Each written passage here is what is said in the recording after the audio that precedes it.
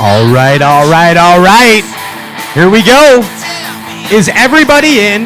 The ceremony is about to begin. The first ever Stray Cast outdoor cartoon television glorified version of a bass fishing talk show live from Cask and Cellar, brought to you by Tin Cup Whiskey tonight. Yes, I'm your host, Pat Renwick. Kaboom, kapow! This is how you bass fish and talk show right here. And may I just say that I could not be any more elated than to have tonight a bass fishing legend as my co-host, the one and only Dion Hibdon. Wow! Hey now! That's how you go. Legendary just sounds so old. Yeah, well, you know, we're no spring chickens. Yes, I know that. Mentally, we're very young, Dion, Yeah. but I mean, he won the race in the parking lot, just for the just for the record. Dion Hibdon is here. Yes, that is right. And we're pretty excited also to have the spawn of Dion Hibdon, right? You get to your spawn. Yes, absolutely. It's Lawson Hibdon right there. You! Lawson, welcome to the show. Tin Cup Whiskey. There it is. It's really a post-spawn. Yeah, post-spawn. Post-spawn Lawson pattern. That's what we're on. And sitting to my right, a guy who is up and coming, and then up and coming even more. But then he goes down a notch and then comes up again. Ladies and gentlemen, it's Matt Robertson on a vision. Hey, Matt. I like to stay in the middle. Yeah. You're very equilibrium. It's like your swim bait rule, which is how many inches off the bottom? 2 seconds. 2 seconds off the bottom. So how do you figure that? He does. We'll hear about it later. Hey, a guy who is no stranger to bass fishing, and no stranger to sipping a little of the tin cup. You know what I'm saying? Ladies and gentlemen, Luke Foli. Yes, Luke Foli from the Tin Cup fishing team. Yes, Luke. Glad to be here. Glad to be sir. here. Yes, sir. The Stray Cast. I sounded like, where was I from? California for a minute? Yeah, The California. Stray Cast Ensemble. The Stray Cast Ensemble. The crew is here as well. Ladies and gentlemen, producing the hell out of this thing and responsible for this amazing setup, Andrew Ellenberger, right there, the Ginger Ninja. Man. Yes. I have a special announcement about Andrew. We've been getting a lot of viewer mail, and this is a very big announcement for the first time ever. Andy, you have a new nickname. Are you ready for it? I can't tell if you're making expressions, but blink 3 times if you are happy. Andy is happy. You are now the Red Viking. He's the Red Viking, ladies and gentlemen. It's the Red Viking. Got a promotion. He's got a hat and everything on the way. A whole product apparel line of Red Viking and Ginger Ninja apparel, of course, on the way. Hey, you know who is running the chat board over there tonight for Stray Cast? He's the OG hip-hop fisherman. It's JP. Hi. He's the hip-hop fisherman over there. Kaboom, kapow. I'm going around the horn. And our very own collegiate intern. You got to spend some time on the boat today with Danny, who's a hot mess. Sorry. Hot mess. In a good way. Ladies and gentlemen, Danny Mohan is here. Danny Mohan is here. And the people that spawned Danny right there, Mr. and Mrs. Mohan are here as well. Yes. Mrs. Mohan is no stranger to the Stray Cast Show. She knows all our sponsors. Isn't that correct? Yeah. Every one of our sponsors. Going around the horn. And by the way, they're way far away, if anyone's wondering. They're way far away. Ladies and gentlemen, a man who needs no introduction. He is the king of fingers. He likes to be the man with the fingers. Ladies and gentlemen, it's Popcorn Whitaker Fingers Whitaker. Whitaker Fingers. Raleigh Fingers Whitaker. It's like the old mustache, remember? Gotcha. From back in the day. Yeah. Sam Ryan's here. Sam, did you pay Matt his money? He did, in the You parking paid lot. up. Okay. He paid up. Matt Robertson jumped in. Seth Fighter, Matt Robertson, and I were fishing on an undisclosed location in Minnesota. Secret It hole. rhymes with Spilly Clacks, and we were fishing there. And I basically dared Matt, and I rounded up money for Matt to jump in, and we saw him on the Hummingbird 360. What kind of unit was it, Matt? Hummingbird. It was a Hummingbird 360. I'm a what kind of swimmer. unit was it? Hummingbird. Yeah, okay, thanks. There's our plug for Hummingbird. I'm a today. swimmer, you remember? Yeah, you are a swimmer, sir, and thank you for paying up, Sam Ryan. Sam Ryan. I owe it to my dad. Yeah. I would like to now, court, and please be louder than for anybody that you have spoken out for this evening. The owner of Cask and Cellar, the magnificent Rishi, I like to refer to him as. The magnificent Rishi. The one and only. Yes, the magnificent Rishi. The magnificent. Yes, and his entourage of babes. Yes, I love it. Love having babes here at the show. It's because usually there's not many babes in Bassin, you know? It's just fat old guys, you know what I mean? Yes. But anyway, hey, where is everybody else? Steve Donis, illustrator for Bassmaster and Bass Times, is here, lurking. Yes, yes. Larry Kyleman. Larry Kyleman, our iTunes guy, is here. Yes, absolutely. Got a couple things to take care of course. The Tin Cup drinking game, Yes. word of the night is, what? We're gonna go with the word bug, as in Guido bug, named after the famous Guido. Of course. And may I sense. get us started? Yes. Can I get us started? Yes. So we're going to do 4 drinks tonight. I worked with a fabulous mixologist here in Indiana. Her name's Jessica Taylor. She's a dear friend of mine. Wow. She's part of the USBG, which is the United States Bartenders Guild, which has been hit heavily due to the pandemic and the service industry. So I love you all. I respect what you're going through. Proximo's donated a lot of money to the national chapter to help them get through these difficult times. But she's a dear friend of mine, and we've came up with 4 drinks that are named after fishing themes. And we're going to start off with Whiskey on the Rip Rap. Whiskey on the Rip Whiskey Rap. on the Rip Rap. All right. good. So that's just whiskey on the rocks. Whiskey. That's easy right. enough. All you got to do is grab rocks at home. You grab some rocks, you put them Look in at your that. 10-cup That was cup. aggressive. It was. That was awesome. I'm just excited. Pretty freaking awesome. I'm excited. Yeah. I'm glad to be We here. all are. Can you Richie's feel it? got us. His mom and dad. Everybody's here. It's amazing. I'm just, so, yeah. So It's the here we go. magnificent, Rishi. Yeah, the magnificent. The magnificent. And that's Say it what like it that. is, too. Magnificent. So I'm starting off with the 10-cup 10-year and whiskey on the Rip Rap. There it is, right there. To life. Solange, as we say in Scotland. Right there. You're the only one gets one? Oh, it's I'm- okay. I'm- They did it at home. It's okay. It's a long show. I'll make you one later. Hey, a couple things to go over tonight. We will be doing a live mystery tackle box unboxing. And it could possibly be I know that the only other Bassmaster Classic champion to possibly be involved in a mystery tackle box unboxing is Mike Iaconelli. And now we have not only a Bassmaster Classic champion, but an FLW Cup champion as well. Double dipping Dion Hibdon. Come on. Come on. That's what I'm talking about. So long ago. But yet still fresh. Oh, you know yeah. what I mean? Like it happened yesterday. Still so fresh. Still so fresh. Mystery tackle box unboxing will happen tonight. I want to remind everybody, especially Mr. and Mrs. Mohan, you guys look like you are very wise investors. Is that correct? That would be correct. Did you, Matthew, I'm- did you, Dion, could you not tell? I told when Could they you- walk through the door. I'm like, they are wise investors. So let me tell you about birchgold.com/straycast, okay? Birchgold.com/straycast is a way to invest your savings. Precious metals, commodities, right? Right. Right? Take parts of the 401k, boom, move it to your precious metals. Silver, gold. Ryan Whitaker, what's a constant?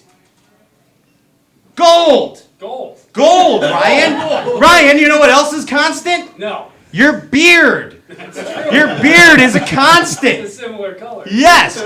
Right. And a similar color to gold. For a free info kit on a constant way to secure your savings. It is birchgold.com/straightcast. That's a lot to remember. I'm cuffing this, guys. I'm cuffing it. I'm cuffing it right now. Speaking of cuffing it, this guy's been cuffed a few times. But besides that, We don't need to talk about we'll that. talk about that Louisville experience later. That's why I'm not drinking.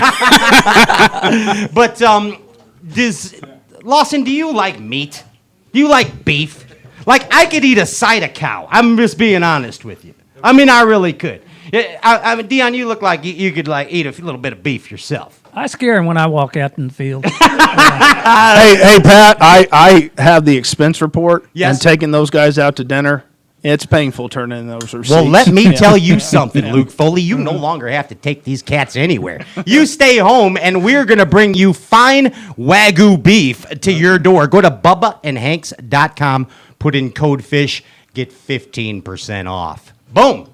15% off. That's it.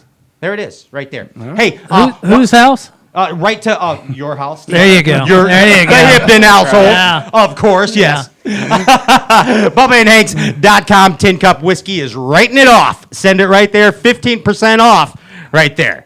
That's how you do it. What do you think about that, Matthew Robertson? Sounds good. Sounds good. Send me a little bit. Matthew. Did you hear I said that? Amazing. What do you think about these accents around here, Matt? Man, I've been trying to lose this one for a while. There's a lot of Chicago going on around here. You know what I mean? Bears, Bulls, whiskey. Luke. I know what you mean. Hey, half a spot. Danny, half a spot official, halfaspot.com. There's a big derb going on right now till the end of July. Halfaspot.com. If you have not downloaded the Half a Spot app, go to halfaspot.com or to your store on your Apple or your iTunes. Your Apple or what's the other one? The Android. Android Play Store. Google Play. Bingo. Google Play. So, hey, there it is right there. Whatever I didn't get to, we're going to get to. But you know what we're going to do right now, Dion? We're going to put the power poles down, and we're going to come back with madness. Don't go anywhere. Straight Cast live from Cask and Cellar. Yeah! Boom!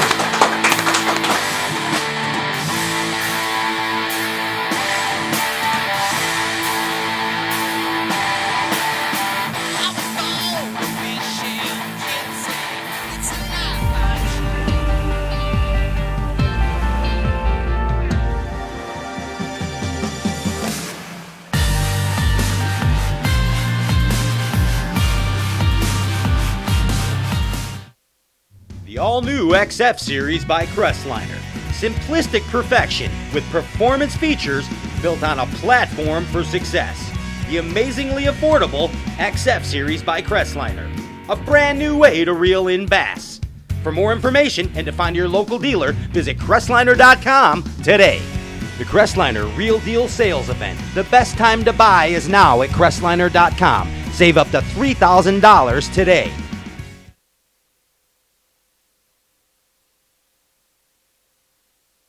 Hey, it's Carl, and I've got some big plans this fishing season. I'm hoping to get in the best shape of my life to have some of the best fishing of my life. And I want you to join me for Carl's spring training. Let's get it.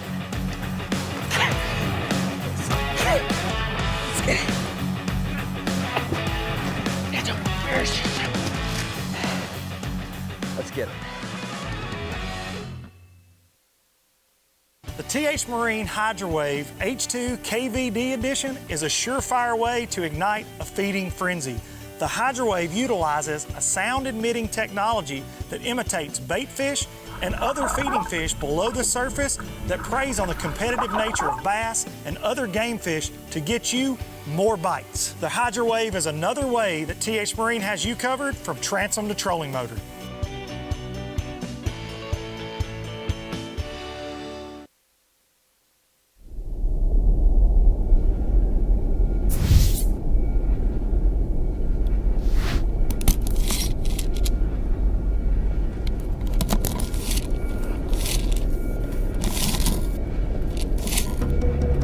T-minus 5, 4, 3, 2, 1. Booster ignition and liftoff.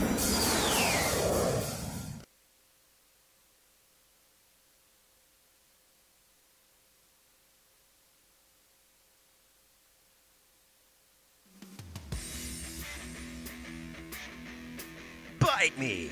It's a command to the fish. Quality jig heads with quality components. With tried and true tackle like the Big Dude Goby head, the Hunter or Jacob head, or all new tackle like the Jackpot Net head or Buster Swim Bait head. Bite me! It's a command to the fish. Get the let out and visit bitemetackle.net today.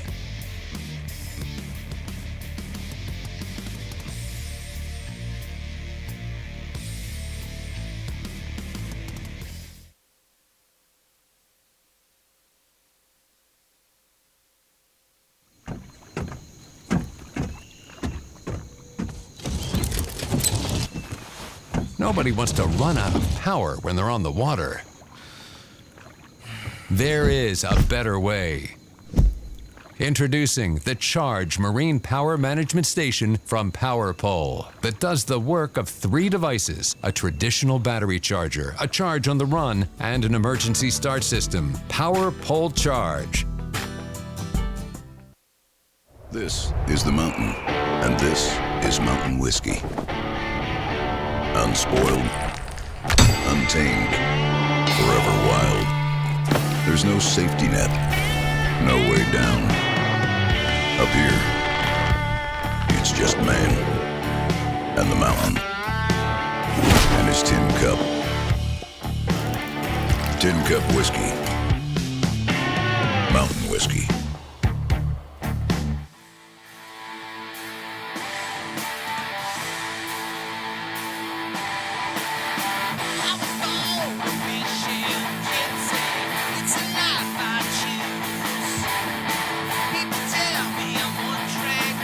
Are we sailing away? Setting an open course for the Virgin Seas?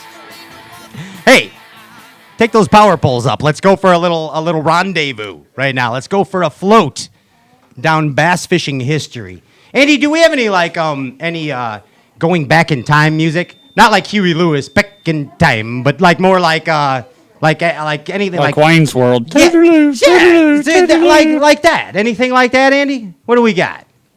He's coming up with I it. might have just had it covered, Pat. I did pretty good. Yes. There we Okay. Sounds good. Here we are. Yes.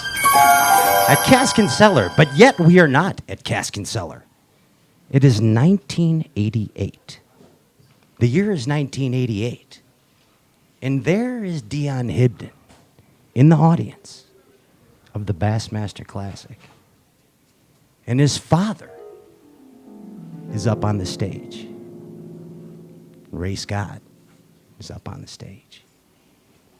That day, your father won the Bassmaster Classic. As I know, Dion, is a day that was embedded in your brain forever. Forever. Am Yes, I right? it was. Am Yes. I right? I mean, I don't know. That was really weird and everything, but that was... It was the greatest day of my life and one of the worst days, yeah. Why was it the... What do you mean? I finished dead last in that tournament. Yeah. Yeah, we definitely covered the spread. I was at the bottom, Dad was at the top. Absolutely. You see how that happened right there? Not many people know about that, and I don't brag about it often, but, you know. So, an amazing day, because you're at this point, you're like, okay, but you're Pops, man.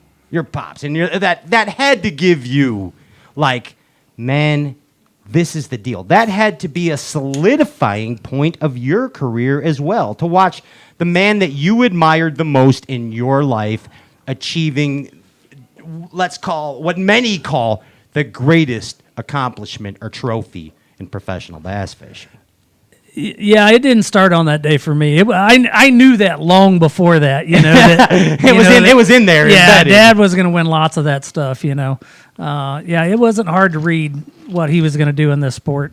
That was just the first opportunity that, Dad was, it's really hard to explain, as Luke and Lawson, it was crazy to watch how much better he was than everybody else. It was neat growing up, that's for sure. I fished, back then, you fished a lot of pro on pro, it wasn't all these pro-ams like it is today. And I've actually been in the boat with most of the greats in the sport, and then to go fishing with Dad and you're like, wow, he's a lot better than everybody else,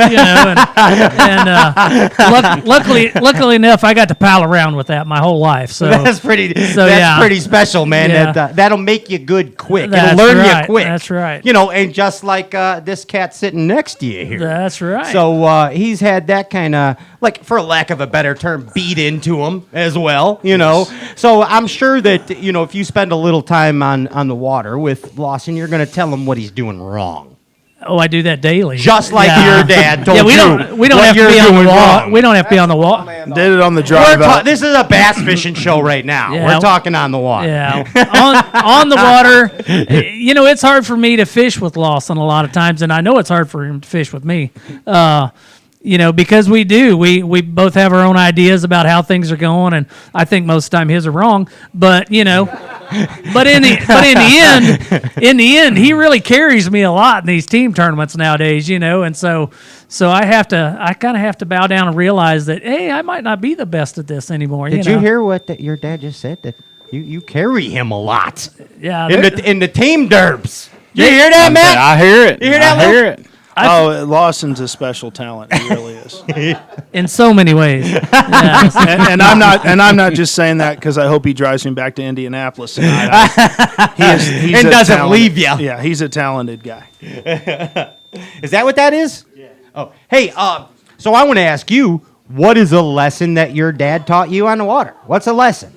Oh, Dad. Like I say, Dad, to say that he was a great teacher, no, he was a miserable teacher. Okay. Because he just wanted to beat you day after day. Dad, a little competitive. Dad was a lot like right now that Last Dance deal about Michael Jordan's on Netflix. That's and everything. Awesome. Let me tell you something. Dad was that guy. Yeah. I mean, that was the way Dad was. He didn't care who was in the boat with him. I mean, I've seen him beat my mother like a stepchild out there fishing. Okay? And enjoy. Thank God you finished that sentence. And enjoy every minute of it. No, if it come down to beating, she might hold her own on that deal. She will. Yeah. But that was just in his mentality. Winning was the only thing he cared about, and it was so important to him that it would make him really irritated sometimes, and you hear people talk about, well, if I love to hear guys get on stage and say, well, I'm just glad to be here. And Dad would say, well, I'll just be glad to beat your ass. That's exactly right. And that's Don't the get way. too comfortable. That's the way he thought nonstop.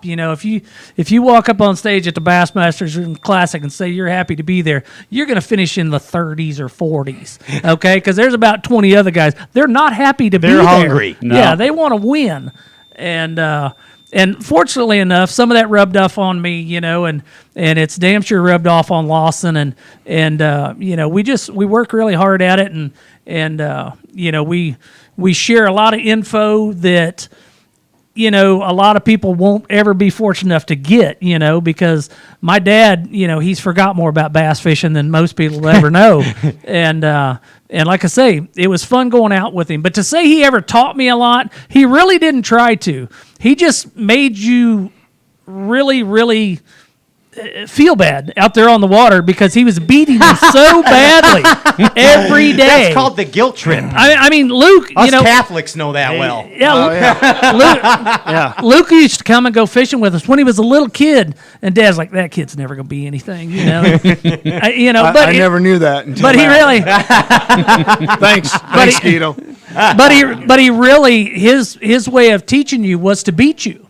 day in, day out. And it's called tough love, right? Yeah, and you had to pay attention. But to say he ever said, hey, go do this, he really didn't. But once you got in a boat with him, spending 8 hours, 10 hours in a boat with a guy, you learn a lot. Absolutely, you do. And like I say, I spent a lot of days in a boat with him, and just watching him perform and what he did and how he did it. But probably the most important thing is a lot of patience. Don't get riled up. A lot of guys get fired up so early in the day, and they just ruined your day. One of my dad's best sayings was, your first cast, it's no different than your last cast. Your last cast is just as important as the first one of the morning. And that kind of focus. There's lots of days when you get out there and you work your butt off all day long, and you got 3 in the boat. And sure, and you can lose your focus pretty easy. Yeah, and that's one thing my dad would never do. I mean, him and Clun were best friends, and it was because of their focus that they were so good together, and around each other, and it's you got to just keep that in mind. You got 8 hours, the last 10 minutes could be just as important as the first. You never know in bass fishing when it's going to happen. And you touched on focus. Like your father and Rick Clun, laser focus. I mean, so like eerily focused. Almost like in a hypnotic trance. I've watched I'm a bass fishing freak, as you guys know. I watch tapes, old tapes. I live and breathe bass fishing.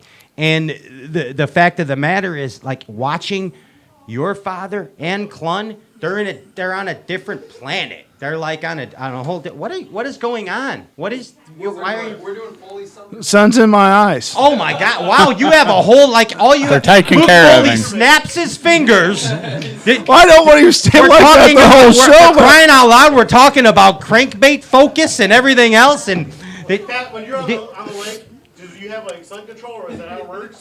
We wear Amphibia sunglasses, Rishi. Then thank you very much, Amphibia, for being a proud supporter. I can't of see. What do you want? You see this rock star stuff going on, Hibdon? Hey, can Danny be? It's not. It's what do you think? You can't see. You don't need to see. Microphone's right here. All you got to do is speak into it. Yeah. My boss, Emmett King, who is the best boss that anyone could ever hope for, he says the closest thing that you can do to being a rock star without being one is being in the liquor business. So that is why the sun is no longer in my eyes.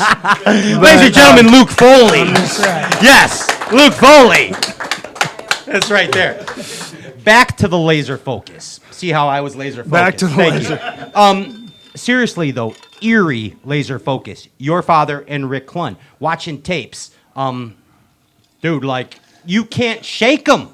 You can't shake them. It's a curse and a blessing, maybe, but talk to me about it. Like that. I mean, it's actually fun to watch some of those old videos and stuff of Dad winning and stuff, because guys are like, well, he's not very talkative. Well, if you watch and pay attention, he's only not talking when his bait's in the water. When his bait comes out of the water, he's off jabbering on about something, it doesn't matter. But when his bait's in the water, I mean, he really, it's eerie how he does that, how that all took place. And like I say, you watch an old video or something like that, Guido Hibdon, and you see that, he'll be talking to the camera, and then first thing you know, he's done. And you're like, wow, he didn't even finish that sentence. His stuff's in the water. Exactly. And when that happens, he knows what he needs to be paying attention to. But and forgive me for not remembering this, but the exact tournament. But your father won at cranking. It was a gold Lucky Craft crankbait on some riprap. Lake Eufaula. And like the focus, I can still see him just throwing at that one spot. Like for how many days was it?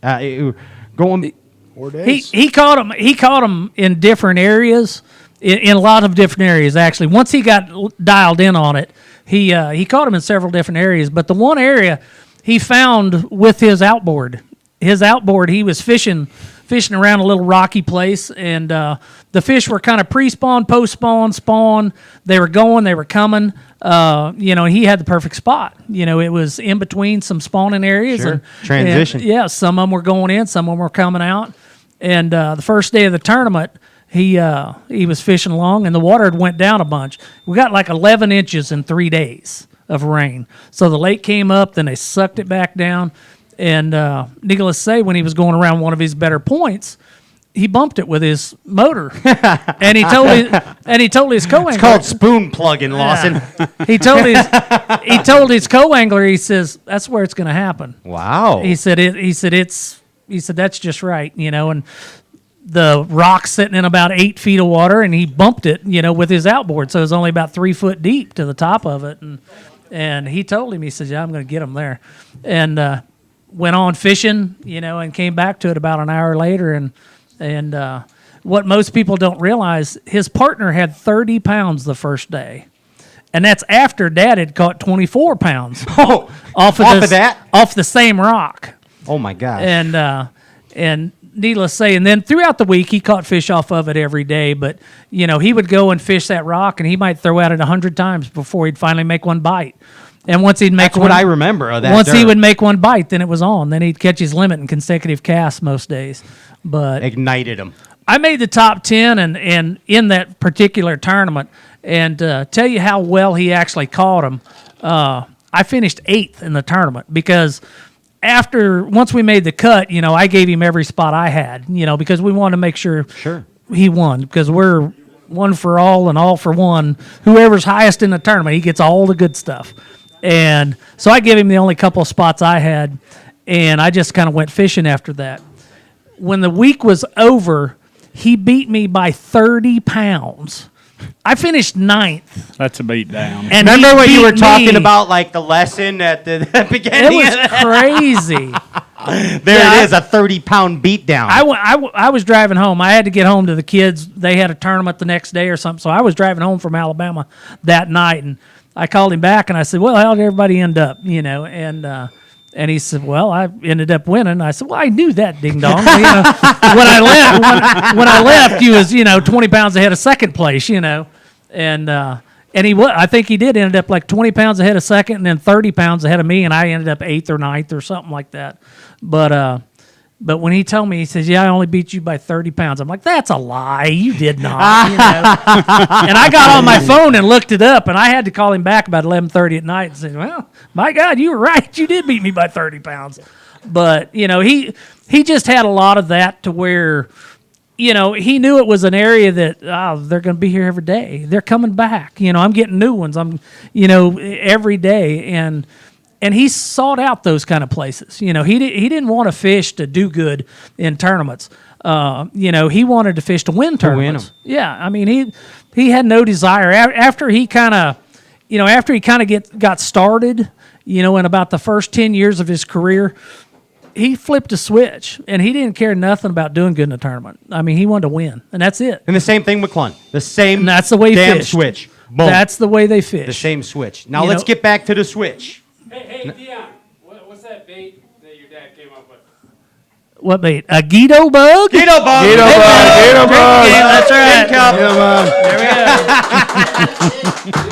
Everybody's thirsty. Yeah. We haven't said Guido bug enough. That's the problem. And reminding you, please I drink responsibly. Right? Yes, please. Disclaimer. Hashtag. Please drink responsibly. Uber, stay at home. Yes. Yes, exactly. Drink 10 cup. 1988, last place. Bassmaster Classic. Pops wins. 9 years later, there you are. Yeah. On that same stage. Getting that prestigious Bassmaster Classic trophy, dude. It was kind of a cool deal. It really was. Yeah, man. There's the solidifier, by the way. Everybody, my mom went and practiced with me during the 6 days that you could go practice a month ahead of time. Beat me by like a left-handed stepchild every day. I never outfished my mother one day out of the 6 days. And the last 2 days, I fished boat docks intentionally, just so I could try to fleece her off them boat. Try and backboat her. Oh no, didn't work. She still beat me. But anyways, it was yes, it was elation, but it was kind of a relief for me. Okay. Because everybody told me, oh, you're going to win. You're Guido, son. You got to win, And you have to do it. And so when it finally happened, it just like a huge weight lifted off my shoulders. I thought, wow, finally made it happen. And when I started the tournament, I knew that, the only guy in the tournament that, I would have to beat, for the most part was Dad, and he didn't qualify that year. He'd had a heart attack earlier that year and didn't get to fish the whole season. So that's the only regret I have I've won 2 world championships, and my dad wasn't in neither one of them. So, I don't feel like I beat the best fisherman on the planet. Wow. But I've beat him several times. It may just not be as important as it was to you people, but I've been out on the boat and really thumped him a time or two. Did he ever bring it up? Did he ever bring it up? That he wasn't in those tournaments? No, never. Hey, I have to ask, I want you to think back about the first alone time. Daily, by the way. Yes. The first alone time that you had with your dad after your Bassmaster Classic win. And can you think of what he said to you? Can you think of that? We were riding up in the elevator. I can remember it exactly. You have a actual bodyguard with you that takes you where you need to be.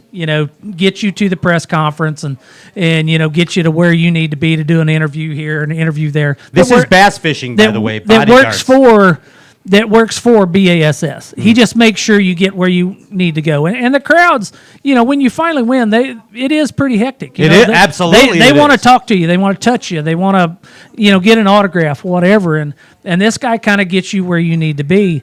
And we got to the elevator, and Dad was there waiting. And I asked Dad, I said, you want to go to the press conference with me? He says, do you want me to? And I said, yeah, absolutely. And the bodyguard says, I think you can make it from here. He says, I'll let you guys talk. Got on the elevator, and we start up the elevator, and he says, what do you think about that?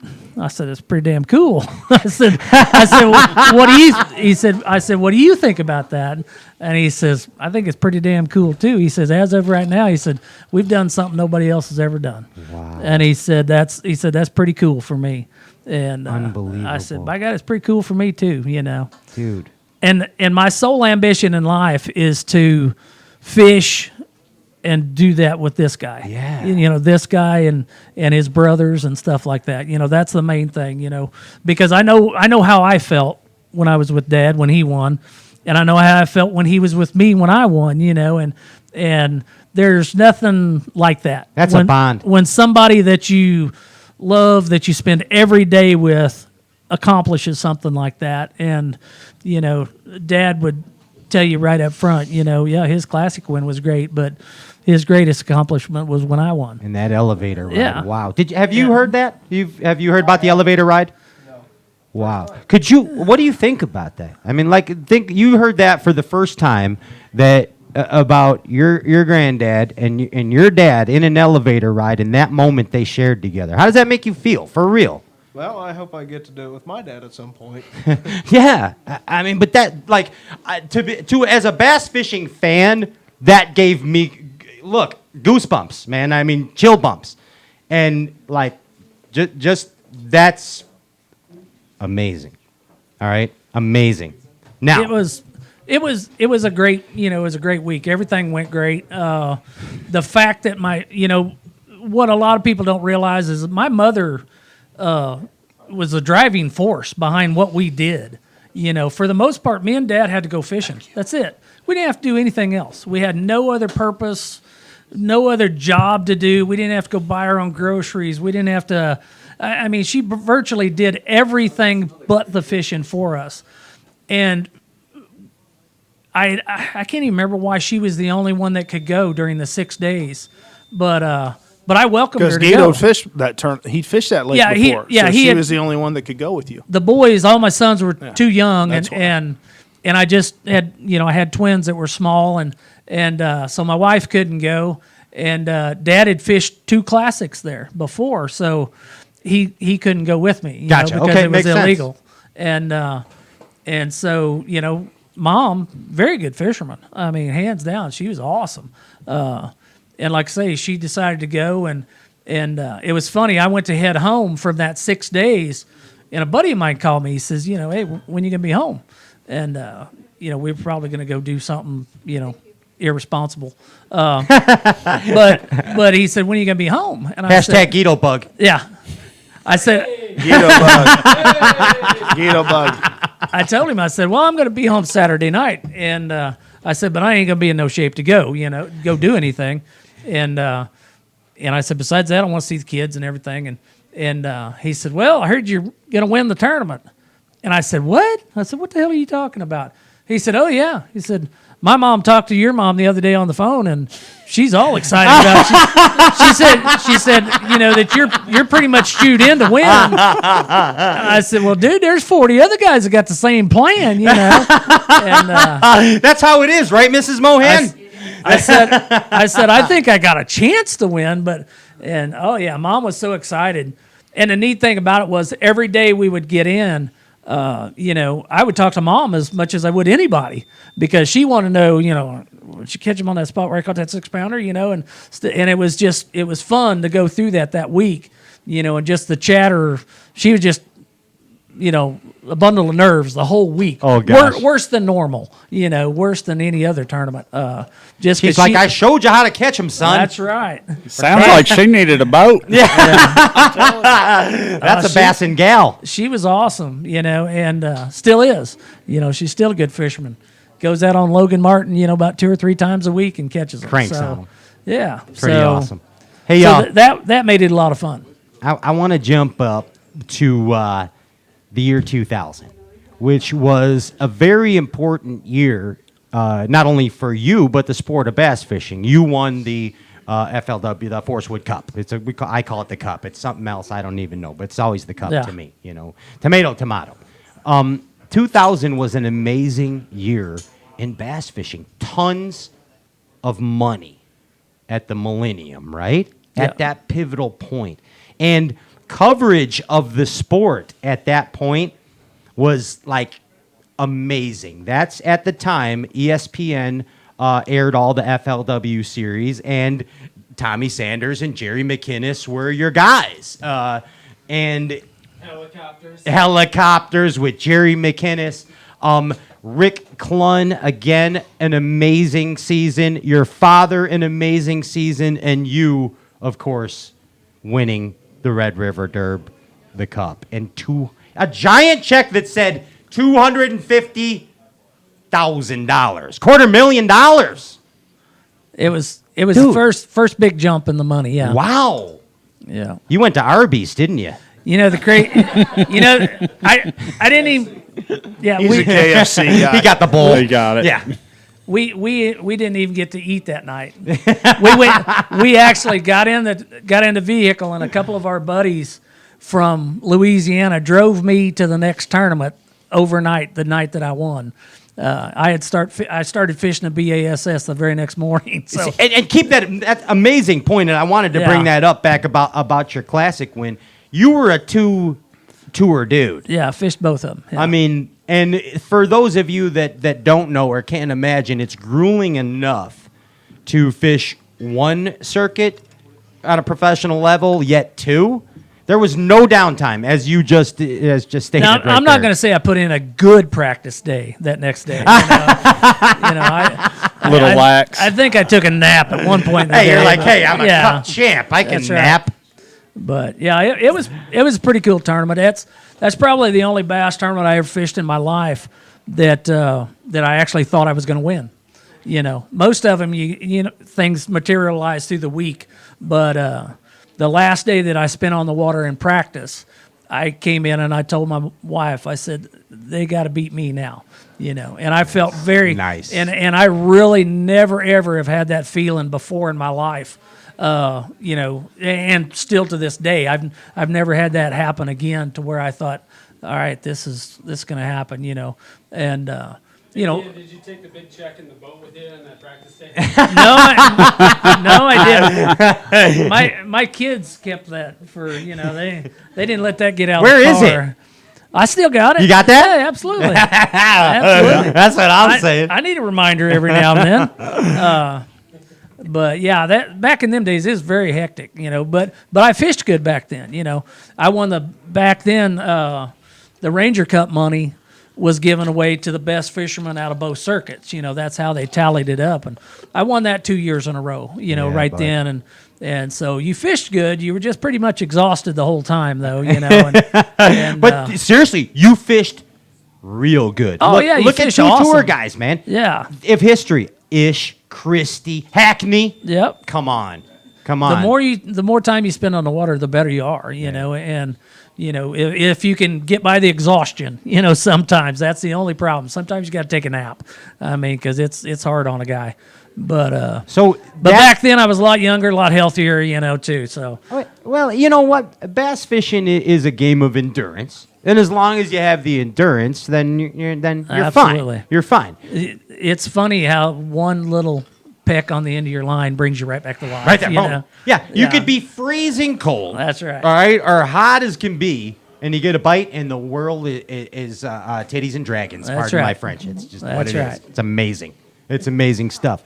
I want to go back to the 2000 Classic or Cup, and the fact that you had two guys on your tail that are pretty respectable hammers. They're all right. Yeah. Old CP. Yeah. And Biffle, two ornery characters. Okay. And then there was that Nixon guy. Yeah, him as well. He's all right. right. He won a few things. Yeah, he's good. He's as pretty well. good. Yeah. Yeah. And, I mean, and at that point in time, Daryl Robertson had won the Millennium. Oh, exactly. Yeah, he was kind of on a roll too. Exactly. Yeah. And David Dudley was chasing you with chainsaws. Yeah. That kind of stuff. Nobody's scary behind him. Yeah. But I mean, at that point, here you're a Bassmaster Classic champion, and now you win the Forest Wood Cup. What are your feelings like? Okay, where do I go now? Win again? Angler of the Year? Or just on to the next derp? I've always wanted to fish to win Angler of the Year, but that's kind of a tricky deal. You can't just do that and have all the other goodies to go with it. And that sounds bad because, I've got 3 sons, and luckily enough, I got to be with them most of their growing up and stuff like that. But I've never really had it where I felt like I could fish to win Angler of the Year. And I'm not blaming my kids and my wife because, a lot of people go through their whole life and their whole career and, they have regrets and stuff. That's one thing I don't have. I don't have any regrets about how I fished and spent my life, because I've got to do what I wanted to do. Every day of my life, I've got to do anything I wanted to do. What a lot of people don't realize, I've never had a job. Never. Okay? Besides working for 10 Cup now. And I'm not sure. Yeah, they work you. And I'm not sure I like that all that much. Yeah, they work you. But anyways. Dock him, by the way. He likes it. He likes it. But to win Angler of the Year, you have to have complete focus on what you're going to do, And I, to say I missed my chance at that, no. I'm getting back started again, and I feel like I still fish pretty good, So, yeah, of course. So I'm not saying it's over with, but up until now in my life, I've never had the opportunity to really fish for Angler of the Year. And a lot of that's, just because of, family, and stuff like that. And I wouldn't trade that for anything. You could give me Angler of the Year every year and I would not trade, spending the time with my kids that I have, because that's what life's all about.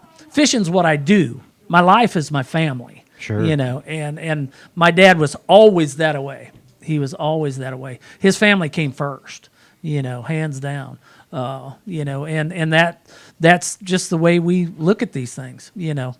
I'm fixing to have another grandchild. Right wow. here. Yeah, Lawson's gonna have one. All right, nice. Yeah, congratulations. Let's drink to that bug, Guido That's bug. right, Guido bug. Yeah. Hey, you brought it up, man. The comeback. Like, it's time. And you have an amazing backer with Tin Cup whiskey. Everybody knows you need a backer to be successful in this industry. You still have to catch fish, though, right? I mean, that's a big deal. And you're making a comeback. You're making a comeback now. Why?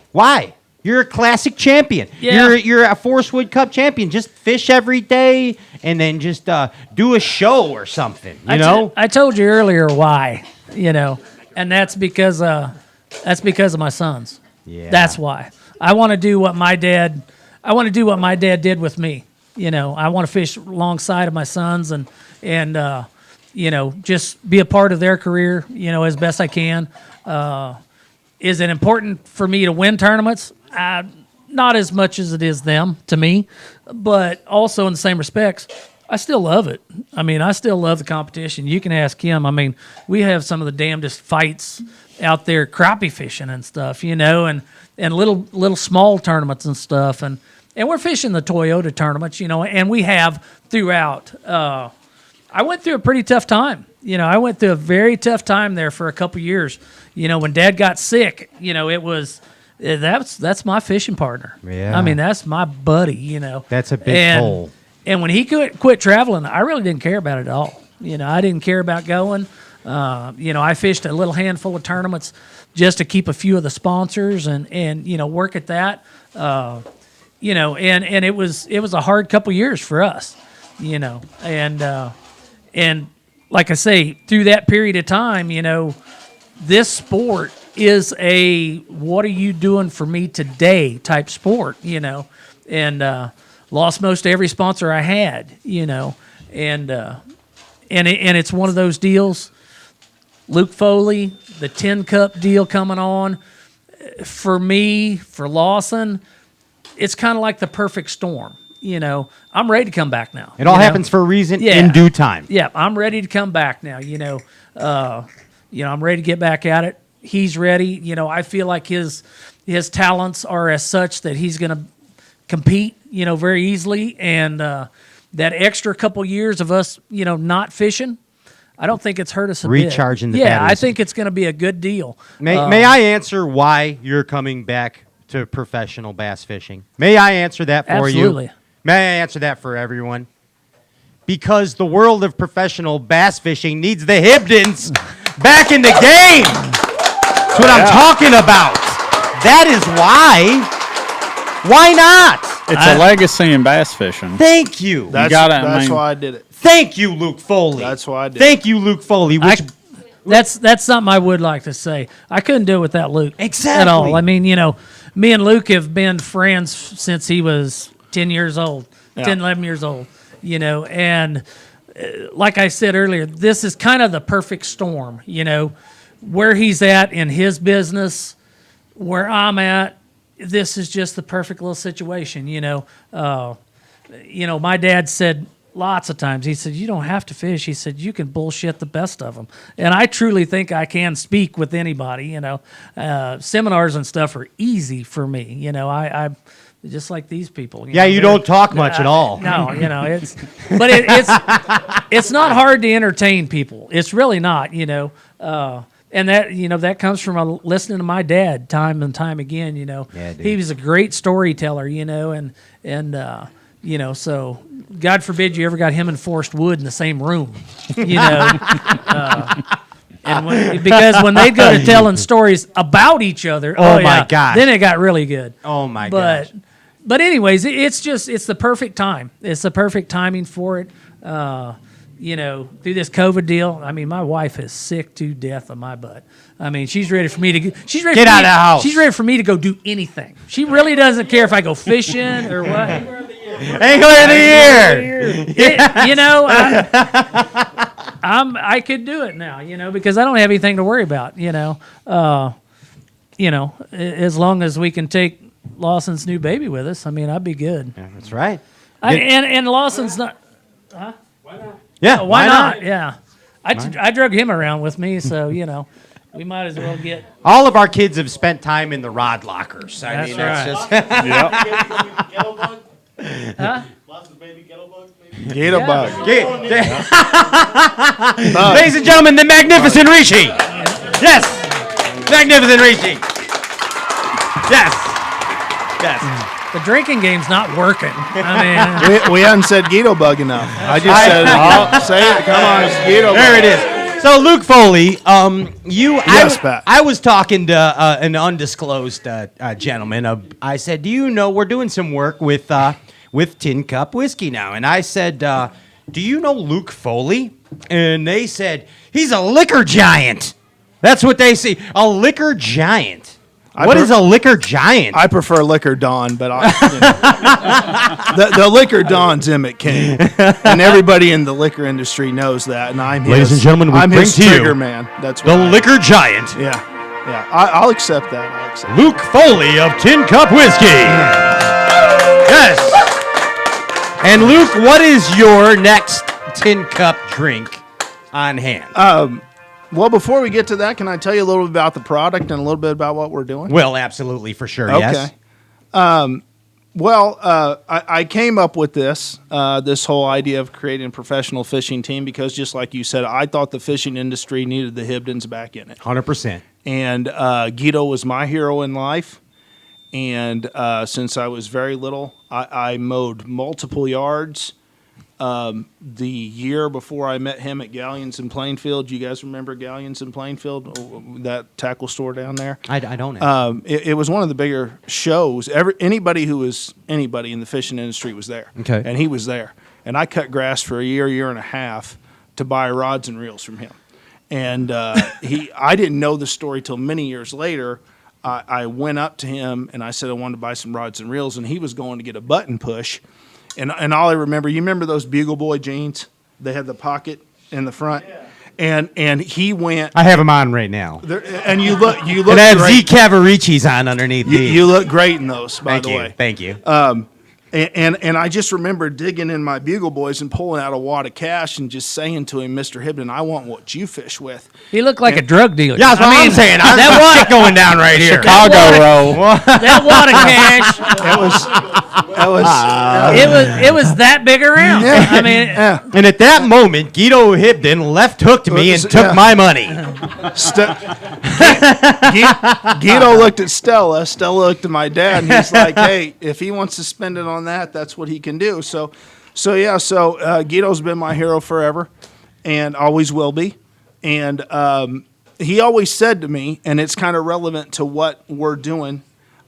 He goes, "You never want to be in a situation, if you want to be a professional bass fisherman, when you're in a situation where you can't make that cast, where you think maybe he lives there, but you can't cast there." So that ingrained in my head. So I worked on my flipping and pitching, and you can ask my sisters and my mom and dad, and they're all listening, my brother. I would cast down the hallway. Denting stuff up. Yeah. Me too. Yeah, exactly. And my dad been in the liquor business forever. I actually learned my ABCs from an actual liquor salesman whose English was his second language. Did he slur when he taught you? No, he didn't teach me. But I was asking Dad after I was hitting a coffee mug all the time. That's a Whitaker joke. Is there anything smaller than that? He's like, well, why don't you hit one of these shot glasses around here if you think you're so smart? Wow. So that's what I did.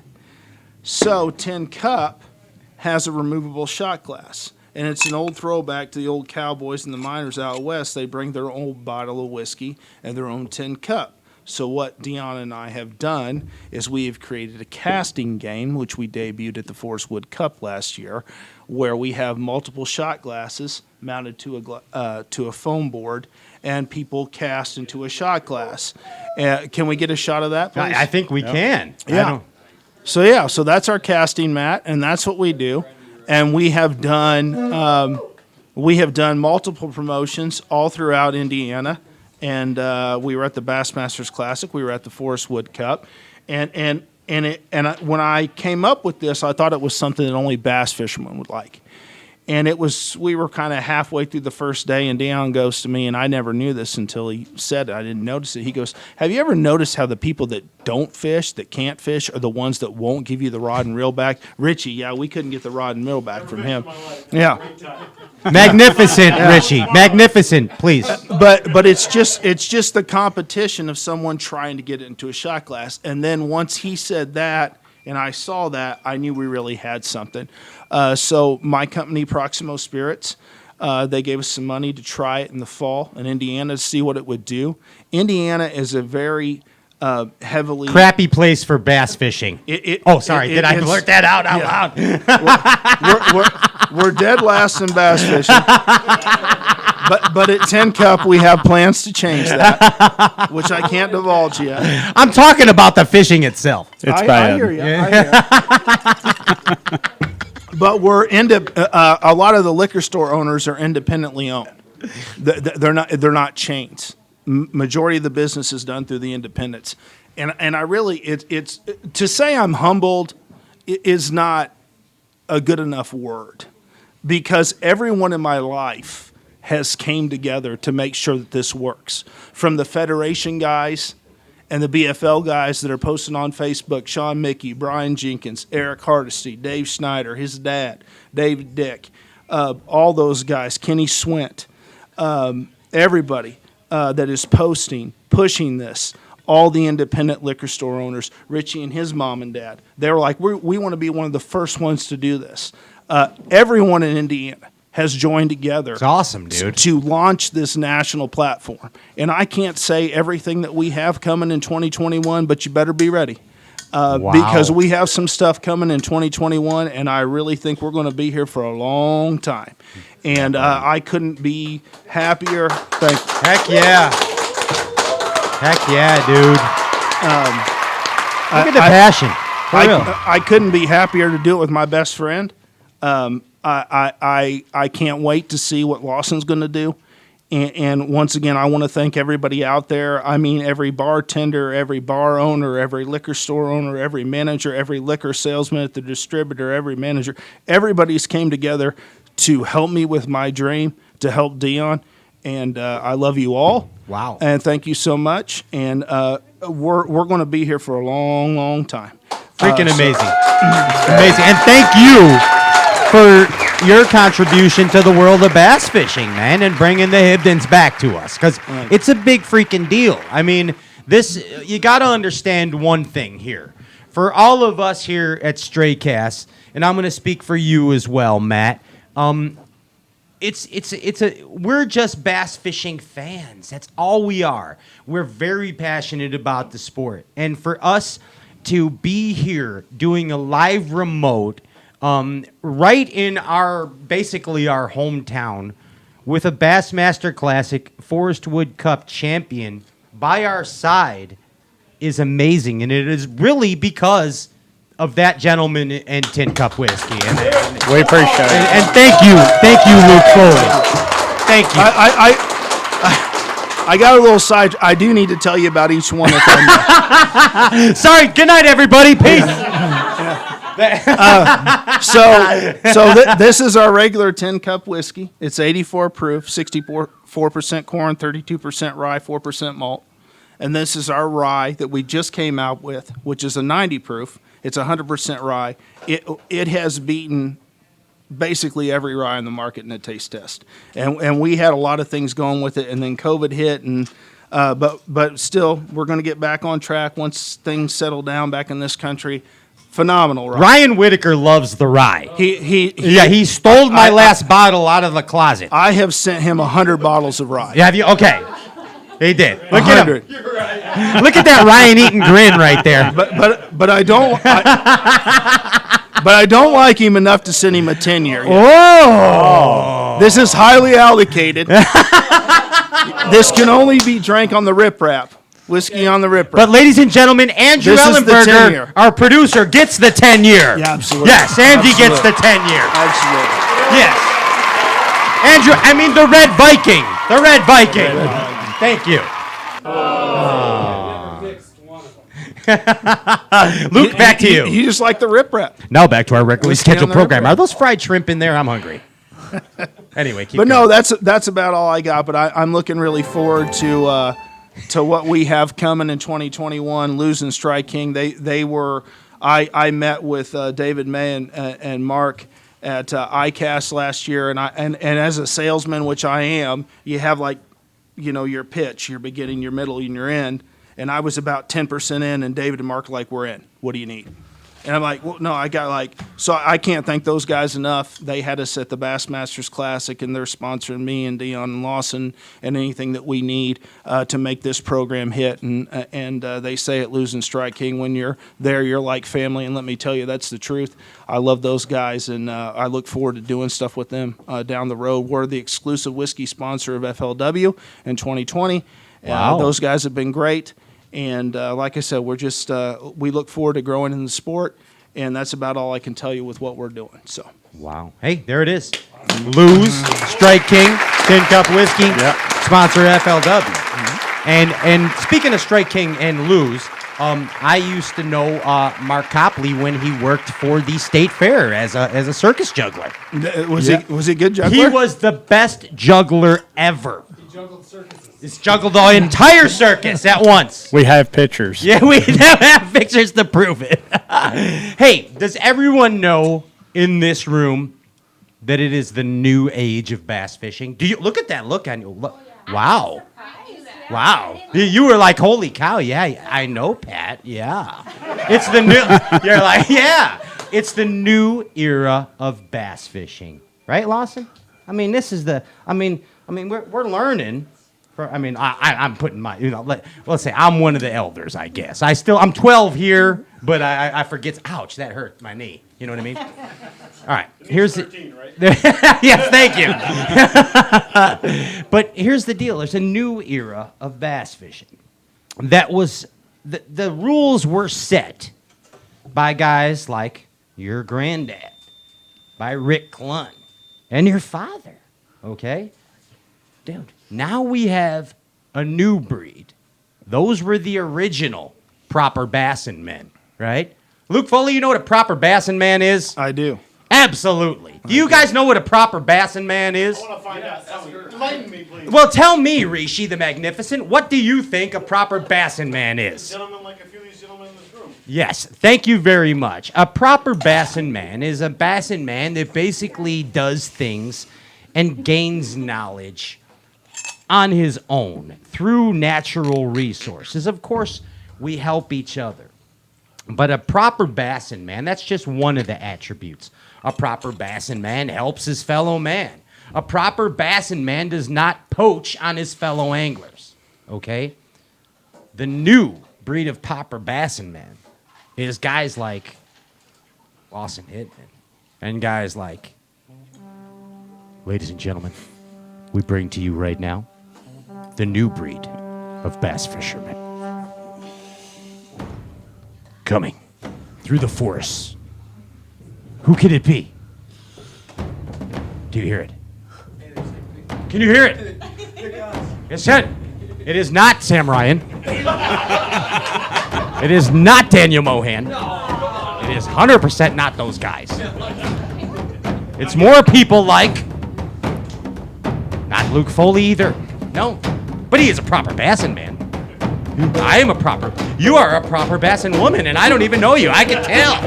I can just tell things. That's Rishi's mom. That's Rishi's mom. See how I knew that? You are the one that spawned Rishi the Magnificent. She runs all. Yes. This is how you live remote. Yes. Thank you. Thank you. The all-knowing Mrs. Rishi the Magnificent. What's your name? Shanti. Say it again. Shanti. Shanti. Chantilly lace and a pretty face and a ponytail hanging down. You know what I'm saying? That's you. Right there. Don't make her blush. She is a prop. She did blush under that mask. She did. Right there. I saw it. I have that tendency. Hey, the weight room is that way. I want to tell you, okay? You know what I'm saying, Mama? All right. Anyway, back to the show. Proper bassin. Lawson. Wait, give us the more jungle. More jungle, please. Jungle? He fell asleep, Pat. We need jungle. More jungle. Dum, dum, Through. dum, dum. Through the woods. Are you ready? Give it to him. You knew it. See? That's why your father's a professional. Ladies and gentlemen, the new proper bassin men, Lawson Hibdon and Matthew Robertson. On them fishing. Yes. The new breed. The new breed. All right. Now, Lawson, grab that mic. Don't be. Let your dad take a break. Let him get to the spirits of the saloon. You know what I mean?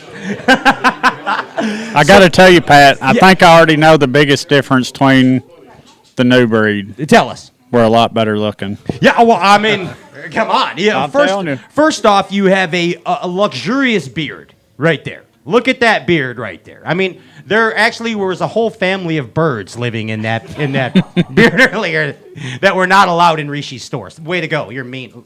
Rishi, too, though. It's an elegant beard. And this guy with the locks of an angel. Look at him right here. Matthew Robertson. On him fishing. Do you two know of each other? Yeah. You've actually fished against each other. I'm sure we have. Time or two, yeah. A time or two along the line. Yeah, I've been out to Lake of the Ozarks before. Well, actually, he's been to the Lake of the Ozarks because he... go off the air a second. Just shut everything off. He launders money out of the Ozarks. Through this casino thing. And it happens in the Ozarks. Yeah. He lives at the Blue Cat? Yes, it's a whole thing. Okay, go back live. And sing. All right, welcome back, everybody. Yep. Hey, Did you say you were looking for sponsors? We might be able to work something out. Hey, so first off, I want to tell you, ask you, Lawson, what do you think? What is your definition? I just spewed a bunch of nonsense, and as usual, per quo. But what do you think a proper bassin man is?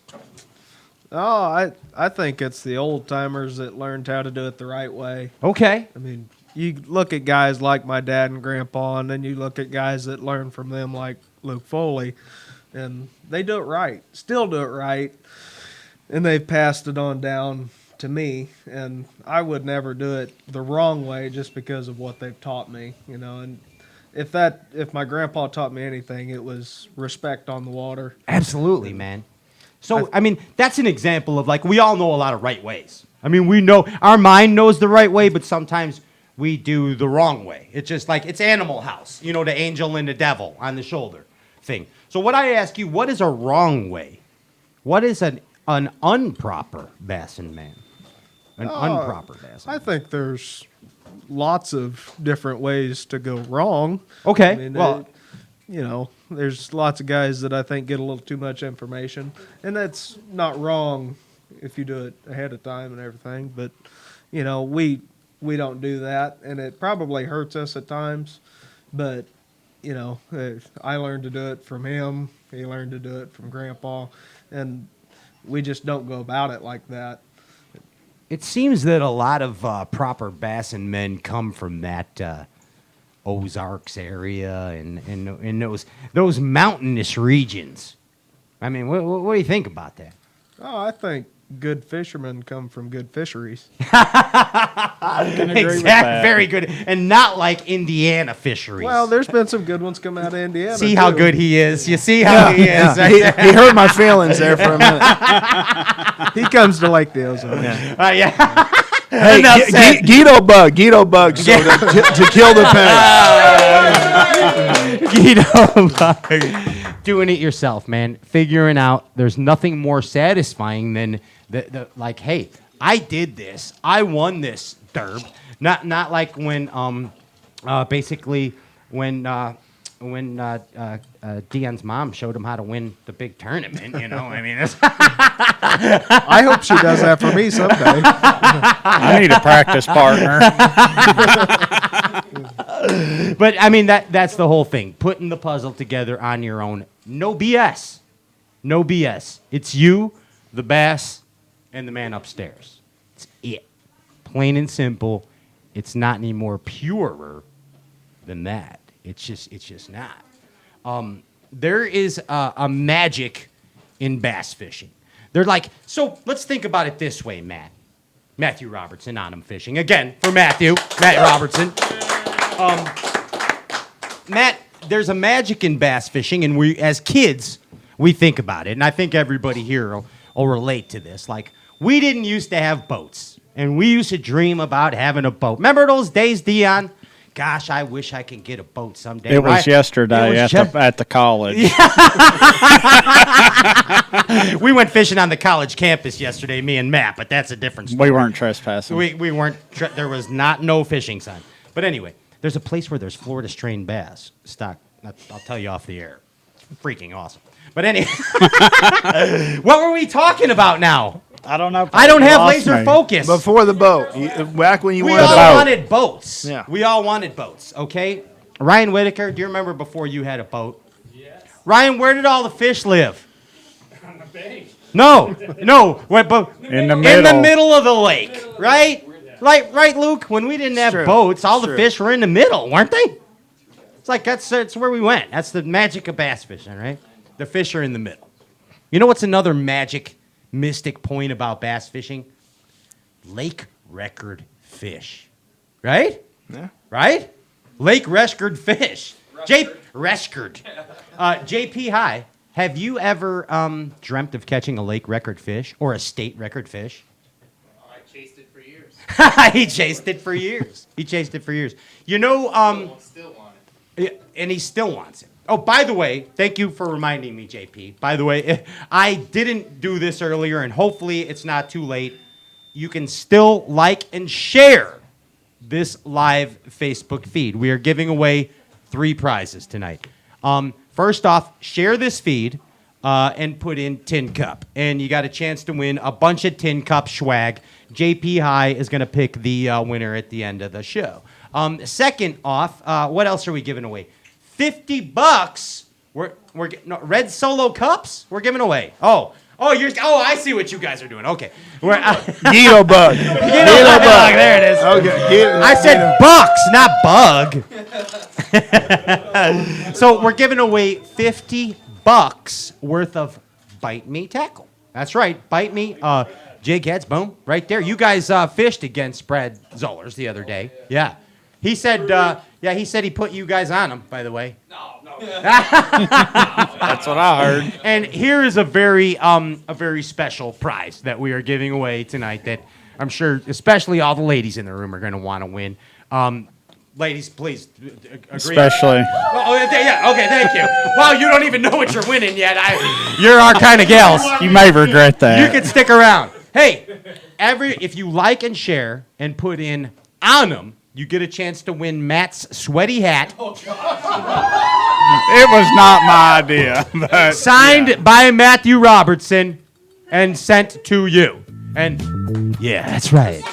Get a chance to win Matt's sweaty hat.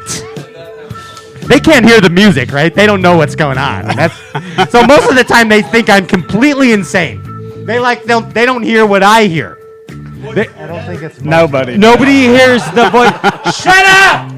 No one here. No. Do you hear what I hear? All right. Yeah, the hot sounds. That was for the record. I was talking over porno music. Thank you. Painted a picture for you. Thank you, Rishi. Crying out loud. Proper bass and men. State. Tin Cup. Lake record. Matt, you caught a lake record. Do you ever caught a lake record, you guys? I haven't. Anybody in this room ever caught a lake record? The pond. The pond record. The pond behind this house, Danny caught a big one. We'll break it tomorrow. I'm sorry that I make fun of Danny, but I love him. That's why I'm here. I do. Thanks. I know she can kick my ass. Believe me. I get made fun of at home too. So Do you make fun of him too? Yes. Okay, so I'm okay. I'm all right. You're not gonna beat me up, Mrs. Mohan, in the parking lot. You're not gonna take my milk money after this. She looks like a ruffian, doesn't she? Yeah. Telling you. Lake record big or small? Get out of here. Ladies and gentlemen, Matthew Robertson, you caught the lake record fish on Old Hickory. Yeah, spotted bass. A spotted bass. What did it weigh? 5 pounds, 1 ounce. 5'1" on Old Hickory. Yeah. I Damn. had a heart attack. And he caught it on a half a bee moth. Yeah. No, he didn't. On a fly rod. He didn't. What'd you catch it on? For real, I don't know the story. I caught it in a ABA national championship down there. I ended up coming in fourth. I caught it on a Strike King 300 KVD jerkbait. And I've ran past this point the first 2 days, and I kept thinking about how good it looked, and I pulled in there and caught a 14-incher, and then I caught that 5-pound spot. My co-angler netted it, and he kept the net in the water. He's like, "That's a spot." I'm like, "Get it in a boat, dude." You better, right? Yeah. It's actually in the tank down at Bass Pro Shop in Nashville. Is that right? Yeah. To this day? Yep, to this day. Does it have an on-'em hat on? It does not. Remember, like and share the live Facebook feed for a chance to win. If you want this. That sweaty on-'em hat right there, Matt's hat. Now, here's the deal. Matt, that hat, I mean, all kidding aside. It's been run through the ringer. It's been run through the winger. Winger, ringer. Wascowee Wabbit, and you won a lot of money on it, dude. Yeah. It's seen the checks, not the checks that Dion's seen, but it's seen some checks. Now, for those that don't know, Matthew Robertson is from Kentucky Lake. He is known as the king of Kentucky Lake. He is also the mayor of his trailer park. Yes. The mayor. He is and the magistrate. And the magistrate. I got to fill in the potholes. Yeah, you do. That's a lot of work. It's a lot of work. Matt is the mayor of his trailer park. Matt is a Bassmaster Classic qualifier. You fished the Bassmaster Classic. You won the Bass Open on Lake Okeechobee. And you win, like, just about every local derb on Kentucky Lake. And I as they say in Chicago, I shit you negative. He wins just about every damn derb you enter on Kentucky Lake. Like, people will seriously flatten his tires, Lawson. I would. Before the dirt. He won't get out of his driveway next time I go like the Ozarks. But, I mean, you have a target on your back on Kentucky no Lake. doubt. Plain and simple. You may think I jest, which I do, but, like, people are after your ass, dude. Like, they don't want you to win because you're taking their money. I enjoy it. And you enjoy it. I enjoy it. But here's the thing. There has to be a point in a bass fisherman's career where there's a motivating factor, okay? For example, we just talked about the motivation factor. Dion, you want to pass that legacy on to your kids, okay? The motivating factor for you happened to be that you were extremely shit. You were hungry, man. You were desperate. You had nothing. Yeah. Nada. Like, people talk about how that bass fit. You know, we joke and say bassing ain't easy, okay? But Matt Robertson wants more than anything else to fish the Bassmaster Elite Series. That's right. Plain and simple. The Hibdon family here, they want more than anything else. And I, of course, I'm being dramatic, but to be back and bring this world of professional bass fishing back and carry that message, pay it forward, right? Pay it forward. Like, but here's the deal, man. You gotta have a hunger. And you told me a story where you were scrounging, dude, doing scrap jobs, BS, and you had less than $100 in your pocket. And you and your beautiful wife, Cassie, you guys paid up the bills that you could. And what did you tell the story, man? Like, because it's a story of desperation, man, but it's a plan that came together. She was in nursing school. I was working as a machinist and got paid on Friday, and on Monday there's $100 left in the account. And she didn't have money to get to school and didn't have money for food or rent. And I told her that there's a little lake called Lake Malone up there, and they were drawing about 50, 60 boats, and you could win $600-700 at the time. And I told her, I said, I'm taking that last $100 and I'm going to Lake Malone and going to try to win the money. And I went up there and I won, and that's what got us through the next couple of weeks, man. That's the kind of stuff me and her went through just to get both of us to where we are. Yeah, man. And now I made it to the trailer park. Thank you very much. Thank you very much. And a lot of times that hunger, man, whether it's in your heart, whether it's in your stomach, or whether it's in your mind, is the motivating factor. But not just behind bass fishing. but behind everything we do as humans. Yeah. I mean, that's the motivating factor. And you have to have that hunger. And that little, I guess that we keep saying turning point or significant point, but like, I think that maybe at that point from my conversations with you that you're like, man, like, I can actually, and this is a weird way to say it, but I can put that pressure on myself and go out and kick ass. Yeah, I can honestly say I haven't had the pressure on me that I had for that little tournament in any other tournament since then, you know? I mean, you're talking about putting food on the table, literally. And I've been working my way up from the bottom the whole time, you know? Raised by a single mother and fortunate for everything I got. Heck yeah, absolutely. So. Matthew Robertson. So I'm sure a lot of you out there are wondering, like, why you always see Seth Fighter or you see Matt Robertson with the Onum hat on. Or you guys may have seen me wear a MILF Life hat. There.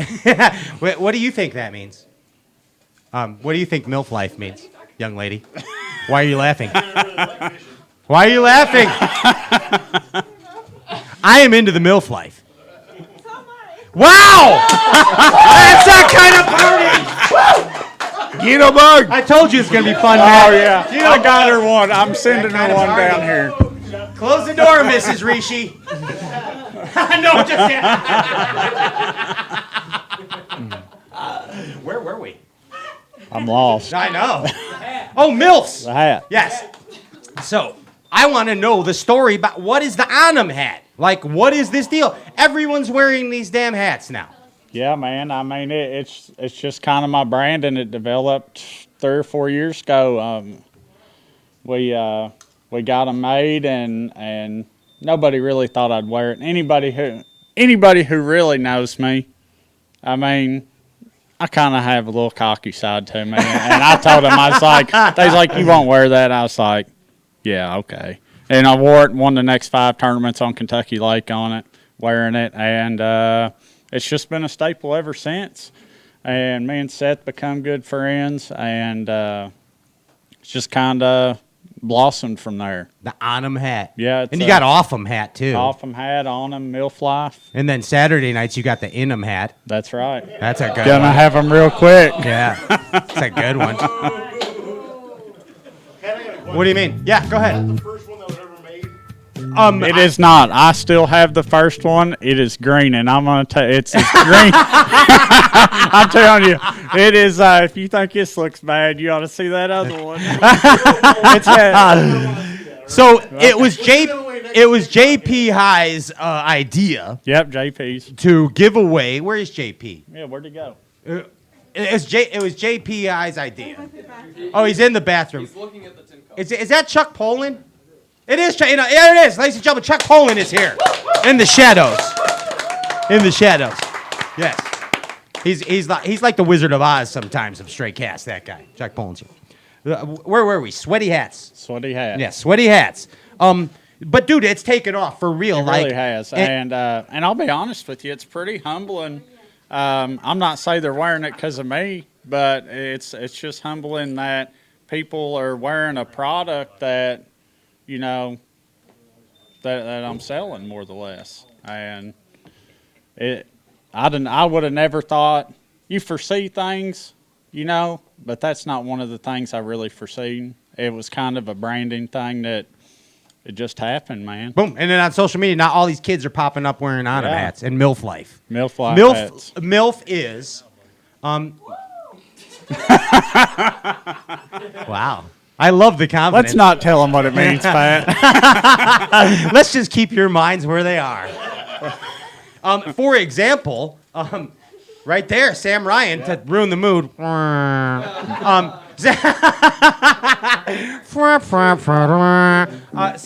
Thank you.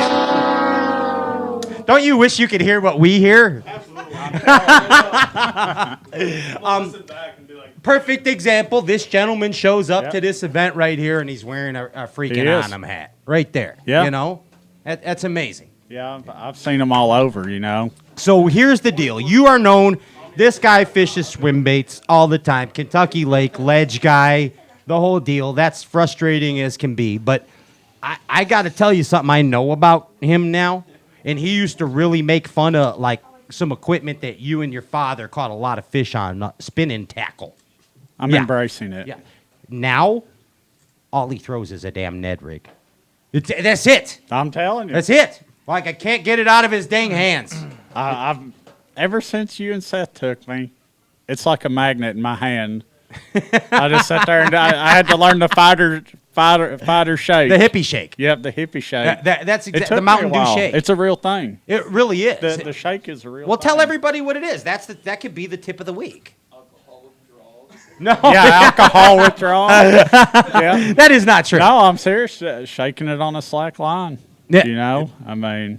That Ned rig in place. Doon, but not moving it. I'll be honest with you. But not moving it. I was sitting there watching Fighter, and I'm watching his line how it moves, and I'm like, how are you doing that? Even you was. You watch his line, and I shake mine, and it's going side to side here and there, and his is just like, you can't, I don't know. It's just a bait. It just doesn't. Just a bait moving it.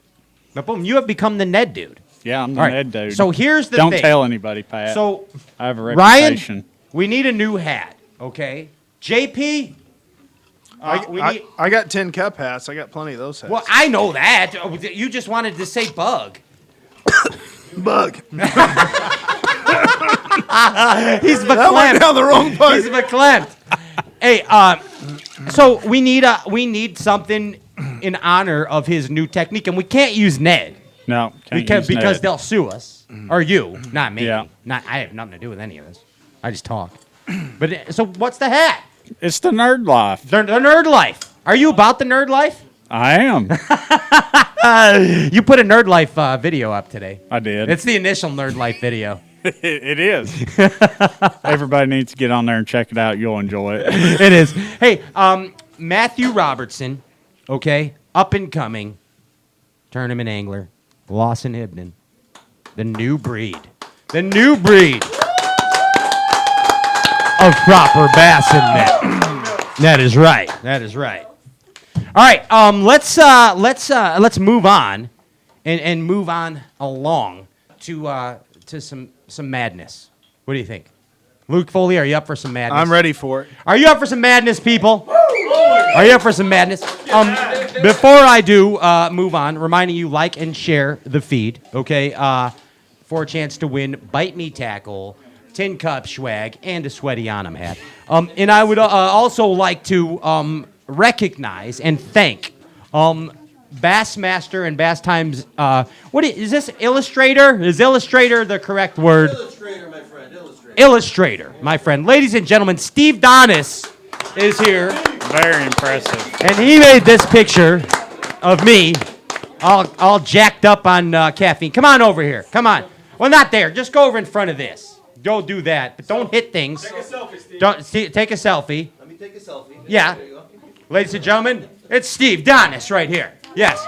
Very awesome. So, Steve, you got a new deal going on. Yes, I do. Just yell. Where do they find out about you? iStayTuned.com. And we can come, iStayTuned.com. iStayTuned.com.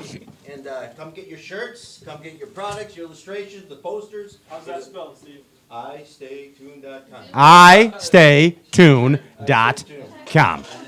Steve Donis, Bassmaster Illustrator. Give it up, Steve. Bass fishing supermodel as well. And thank you for this. This is outstanding, by the way. Thank you very much. Steve Donis, mastermind. Okay, so here we're going now. This is now our angler. Oh, wait, where's Popcorn? Oh, shit, Popcorn's time, and where's he at? Popcorn go pee-pee. All right, he lost out. So we're going. Gato bug. Gato bug. We're doing there it is. Guido bug. All right. So should we put the power poles down for this or keep them up? Should we float or stay stationary? Put them down. Put them down. We're staying in. We drank almost a whole bottle of 10 here. We need to put them down. Okay, we're putting the power. Ryan, they were calling you. I don't even know how they were this calling happened. you. The MILFs are I don't looking even for know you. how this happened. Yes. Where have you been? He was with the MILFs. Hey, Ryan. Yeah. So, hey, Luke, Yes. For one brief moment, can Ryan Whitaker pop into your Absolutely. into your seat? But don't go far because this is about you. Oh, jeez. Okay. Yes. Ladies and gentlemen, give it up for the one and only Ryan Popcorn Whitaker. What's up? Yes, Popcornelius. I like yours. This is so much better than my setup usually. It is. Yes. Wow. I saw like your way setup. better. Yes. Ryan, yours is just like the inside empty part of a tissue, the toilet paper. roll. Usually. Yes, Yeah. yes, with Febreze inside. Yeah, that's The what I used to dungeon wrap would my be old enough. line off so I could use it again. Yes. Yeah. The braid trick.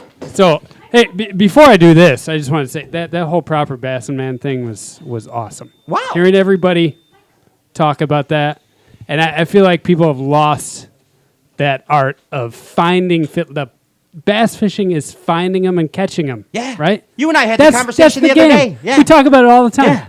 Like twice a week. Finding them and catching them. Exactly. When it's like, if you're That's the playing poker thrill and of somebody the- showed you the cards, that's no fun. Yeah. You want to play the cards. Exactly. Yeah. Anyways, enough of that. I got some stats. Stats for what? I got some Bassmaster stats Bassmaster for all stats. these fellas. All these guys? Well, 3 of them. Okay. 3 of them. 3 of them. Lawson, you'll get there. yeah. And I'm just gonna run them down, and maybe you guys haven't heard these before. Okay. Hopefully, you haven't heard them before. Who did you probe for these? I probed Ronnie Moore. You probed Ronnie Moore. Him. I We're probed in him trouble. good. I probed him goodness well. gracious. He thanked me afterwards. Yes. So we're gonna start with Luke Foley over here. Whoa! He's got stats on Foley. I got Foley Bassmaster stats. I do. Okay. Luke Foley, he fished 15 Bassmaster derbies. Wait, this is not the Foley from Beverly Hills Cop 2? No, not Axel. Not Axel. Not Axel. Okay. This is Luke. Okay, gotcha. Yeah, that's I his noticed cousin. the resemblance. They went to different schools together. Yes. Also. At the same time. Yeah. So whoa. Hey now. Malfunction. So Luke fished 15 derbs. He cashed 5 checks. 15. Not bad, Luke. He caught 250 pounds of bass. he won- WTF? WTF? And he won $6,800. And what that came out to is $27 a pound per bass. That's better than minimum wage, right? $27 a pound Right. for every bass Right. that Luke Foley caught. That's why I sell booze. That's amazing. Yeah. and let me just say, he's fished other stuff, and those numbers would go way up. Yeah. But we're just doing Bassmaster. Okay, right bass numbers right now, because you only probed Ronnie. now. I only probed Ronnie. Yeah, we don't get too I don't have Ronnie time to probe lies. anyone else. And plus, No, it's, no. it's different times. Exactly. different exactly. times. Yes. So we're gonna go over here to Matt. Oh, You're gonna. Oh, jeez. And Matt's green. He hasn't fished many derbies. He's fished 7 derbies. 7 derbs for BAS. One of them being a Bassmaster Classic. Yeah. One of them being a Bassmaster Classic. Not 2 shabs. Getting Dion. there. 3 checks in those 7 derbs. That's Take a that good mic average. if you don't mind, Dion, please. He's got 3 checks in 7. One of them was a good one. He's fished 1 classic. He's caught 140 pounds of bass in 7 derbies. And he's won $15,811. Whoa! You hear that, MILFs? And that comes out to Yes. $112 a pound. I'm gonna start commercial fishing. That's for better bass. than April. Right? That's better than hat sales. It is. That's all right. You're doing good. Now here's the deal. What? Yep. What's Is, that? is this the deal? Like, is this the guy? That's the guy. Is this the guy? That's the guy. Can I stop you for a second, Ryan Sure. Whitaker? Sure. Ryan, do you believe that we're actually doing a show? No, in the I same was going to place? say that also. With- Like how cool this is. We're with Dion Hibdon I in only the had to same drive. damn place. I drove 20 minutes from my house. I crossed this stupid river that I fish all the time. That I he know. fished a Bassmaster Classic at. I know. Which is awesome, but they'll never come back here because it sucks. But yeah, it's amazing to be here in the region, as you call it. Ain't it? It's Ain't the it? region, ain't it? Ain't it, you know? Ain't it? That's Ain't what it, they you say know? down here. They say ain't it. Ain't it?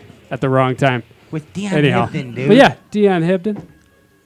Dude, it's a big Luke deal, though. Foley, Sorry Matt for Robertson. fanboying. It is. It's unreal. It's unreal. I used to drive hours to go just see a Bass Pro. Exactly. Another, you're coming here and drinking whiskey. Talking about Guido bugs. Yeah. Bugs. This is outstanding. But speaking of legendary bass fishermen, Okay. let's talk about this guy over here, Dion. Yes, sir. Dion fished 167 Bassmaster derbies. Okay. That's a lot of derbies. That's a few derbs. That's a lot. He fished 8 classics. He 8 won in BMCs. 1997. He sure did. Yes, sir. 73 checks, 21 top 10s, 3,926 pounds of bass. That's a couple truckloads. $468,899 in your Bassmaster career. And this is back when they weren't paying crazy. That's a lot of money. Yes. And that comes out to $119 a pound. $119 a pound. Keep in mind, a Legend. lot of that was done in the 90s. Yeah, exactly. before the big money. Yeah. Before the big time. bones. And then you won like, what, 18 million in FLW too, so we're not counting that. We're not counting that. It sounds better than it really is. I'm going to tell you right now. But it's amazing if you think about I it. spent about $5 million just fishing. Right. Justin Slip Sinkers. Yeah, buying Strike King crap. That's Who's the Justin thing. Slip I mean, Sinker? Oh, that's a new band going out. Oh, Yes. okay. Yes, He's an exactly. R&B guy. Yeah, Justin Slip Sinker. So, dude, I mean, Amazing. Dion Hibdon. Yeah. He's a bass fishing I'm gazillionaire. I'm just older than everybody else. I mean, that's a, No. You paved the way, man. you guys should have started earlier. Is all I can say. That's their fault. You know, I wish I could have. I didn't have a boat. I wasn't born. You guys got on that boat deal. Lawson got his first boat when he was 3 years old. Wow. Wait, what? Nice. And we put it, me and at that point in time my brother-in-law, we put it under the Christmas tree. A 14-foot John boat with Oh, a for trolling real? with a trolling Whoa. motor. Oh yeah. How big Yeah. was your Christmas tree, Clark Griswold? It was pretty nice. It was a good one. Yep. So when you guys went to talking about that, I thought, oh man, he had one all along, So. Wait a minute, you're 3 years old and you walk downstairs and there's a damn John boat under the tree. Are you like, my family is freaking nuts? Or were you like, this is awesome? Oh, yeah, for sure. And actually, funny story. It is funny. I had to tell Foli to shut up in that boat one time. Whoa! Yeah, hop on in back. Ryan Whitaker, thank you very much. Thank you, guys. Give it up for Popcorn Whitaker. Don't walk up with the headphones because you'll trip Luke. Ryan Fingers Whitaker. And thank you, Ryan, for those stats. I'm reminded why I have a day job, but that's fine. So my first ever BAS event was on Lake of the Ozarks, and that was the one the year that Dan Moorhead won. So I'm practicing all summer, and I stayed at Guido and Stella's house, and I pulled up in the driveway, and the year before it had been one deep. So Jay Ellis had won that. So Guido's like, drag around, try to find some of those brush piles, because like Dion said, he made you earn it. Like, he wasn't going to give you anything. You had to earn it. His life lessons. And he spoke in riddles a lot. He'd tell you almost what you needed, and then you had to figure out the rest on your own. And there's a couple things that he hit me with between the eyes after he passed a couple years. I was like, oh, that's what he meant. But anyways, so I was dragging a big worm and a big jig around Lake of the Ozarks all day. And I caught a few, but not enough where I felt comfortable. And I'm driving up the driveway, that big, long driveway, and he saw me coming. He was 3 years old fishing with Guido. And I pulled up in the driveway, and I am exhausted. I mean, it was one of those summer days, sun up to sun, almost sundown, 10, 11 hours. I'm exhausted. And Guido's like, hey, Lawson wants to fish with you. He doesn't want to fish with me anymore. Get in a boat. And I'm like, okay. So, and at that, and I think that's maybe the only time I ever caught more than Guido, because they hadn't had a bite yet. And I'm throwing a blue electric worm. Nice. The old electric blue. Yeah. And we're fishing, and we hadn't been fishing very long. And I was asking Lawson questions. He's 3. And we're just talking, having a good time. You got all the answers you wanted, didn't you? Well, I've been out on the boat by myself for 11, 12 hours. What do you want? I hadn't talked to him. So I'm talking to him. He's like, hey, Luke. And I said, what? He goes, you maybe need to stop talking out here. You need to be quiet. Fish won't bite. So I'm like, okay. Wow. 3-year-old told me I talk too much. Wow. Okay. So I stopped talking. So about 5 casts later, I hook about a 3.5 pounder. And I hook it, and he had a life jacket on, and I was paying attention to him. He's 3. But when I hooked that fish, it was like 4 pounder, so I lost track of him for a second. Okay? Bigger than anything in Indiana. Exactly. Thank you for bringing that up. And somewhere he has a sawed-off dip net that I didn't see laying anywhere, and he has it. Sawed-off. Yeah, that's what he had.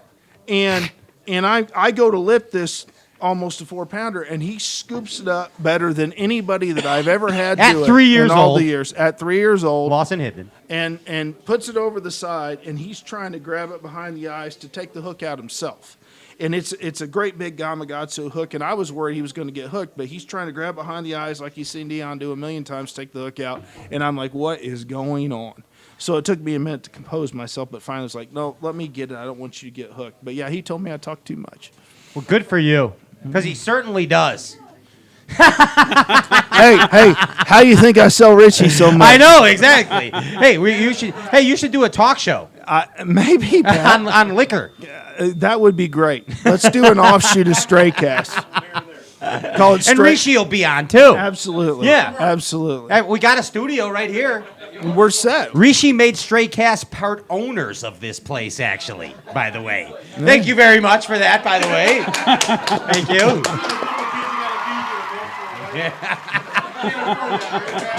Hey, boom. This is our kind of live remote. That is. Guido Bug. Yeah, look. All right, so let's play Angler Panel. What do you say we play Angler Panel? Because you're an angler, you're an angler, you're an angler, you're an angler, I'm an angler, you're an angler. I know that you know that you know that I know that you know that we're all anglers. So I ask to you, first off, Matthew Robertson, what is your strength as an angler? What is your strength as an angler? Swim baiting. Swim baiting. Matthew Robertson, what is your strength, your quality, your strong quality in life? In life? Yeah, not swim baiting, but in life. Fishing. Fishing. That's your Yeah. strong quality in life, is fishing. That's your answer. That's all I've ever done. Oh, I agree. I get it. And, being extremely good looking, my hair's pretty good, too, you know? There it is. You're the Kenny Powers of bass fishing Kenny right Powers. there. Yeah, old Kenny Powers. You guys watch Eastbound and Down ever? Yeah. Yeah, that's I'm the old blonde that's version. Kenny Powers right there. The only thing he doesn't have is a tackle box full of drugs, which is a good thing. You know what I mean? That's, That they found yet. you wouldn't think, but this guy, that they found. Hey, so I ask, and I'm going around here, the panel, and I want to ask you, Dion, what is your strength as an angler? That would be hard for me to give you. Really? Yeah, I used to think I was one of the better casters on the planet. I might not rank in the top 2 or 3 in Hibdons alone right now. And I've been in a boat with Luke, and I can't outcast him either. No, I've got a knack for looking for him where everybody else doesn't. Maybe. Okay. That'd probably be one of my assets. A little bit better at finding that needle in a haystack, hopefully? Well, I look for it. You look for it. I look for it. So what is your strength as a human? Your quality that you think, and don't say fishing, like Matt. What's your quality? And nothing wrong with that answer. No, you're good. But what's your strength? What's your quality? I don't know. I'm a pretty good person, Yeah, absolutely. And you when are. when I say that, I think I treat everybody good. You're a fair man. Pretty good dad. I like that. That's important to me. Between me and my wife, I've got 7 boys. Wow. And I think that's probably one of my biggest assets. Yeah. I'm a pretty good dad. Yeah, that's a tribe. Yeah. Right there. It's a pretty good ball team. Yeah, absolutely. Pretty good ball team. So, Lawson, I ask you, and I mix it up a little bit, and I ask you, what is your weakness as an angler? Your weakness as an angler?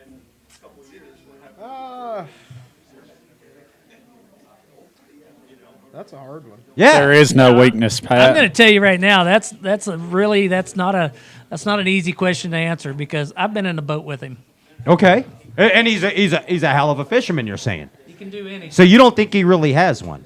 No, I definitely have some. Well, what do you think it is? This is an exercise in self-help right now and becoming better anglers. Right, Luke Foley? Look at this guy. Absolutely. So what is it? It's What's your therapy. weakness? It's therapy. Thank you. At $100 an hour. Andy, thank you. Can you hear it? Mine You would hear it now? Yeah. Yes. I got it. Mine would probably be anything with treble hooks. And Wow. That Luke actually does. I have to call him just to ask him. He doesn't have a lot of glass in glass rods in the lineup. Yeah, I've got like 4 glass rods. No, I thought they were kidding around when they were talking about the lose lineup and how few glass rods they had, but he really didn't have them. So I'm like, we got to go down there and we got to figure this out. Well, now you got the Hackney rods. I got the Hackney rods, and they're fantastic. They absolutely are. Hackney said that he wanted some of that tin cup, and I was fishing with a buddy of mine, Dan Mansky. Popcorn took Hackney's tin cup, by the Did way. he? Yeah, that was Well, I mine. got to get him Right. one. But to get into my garage, I had to lower the power poles. Yeah. And I was paying attention to what Hackney said, but when he started talking about tin cup, I backed into And my he said, shelf. Luke, that's not how it went. Dion, That's let me tell you how exactly this how it went. No. So I was not there, but let me tell you how it went. So anyway, Luke's watching or listening to the Straight Cast show, and then he's backing his boat into the garage, and he heard us say, Luke Foley.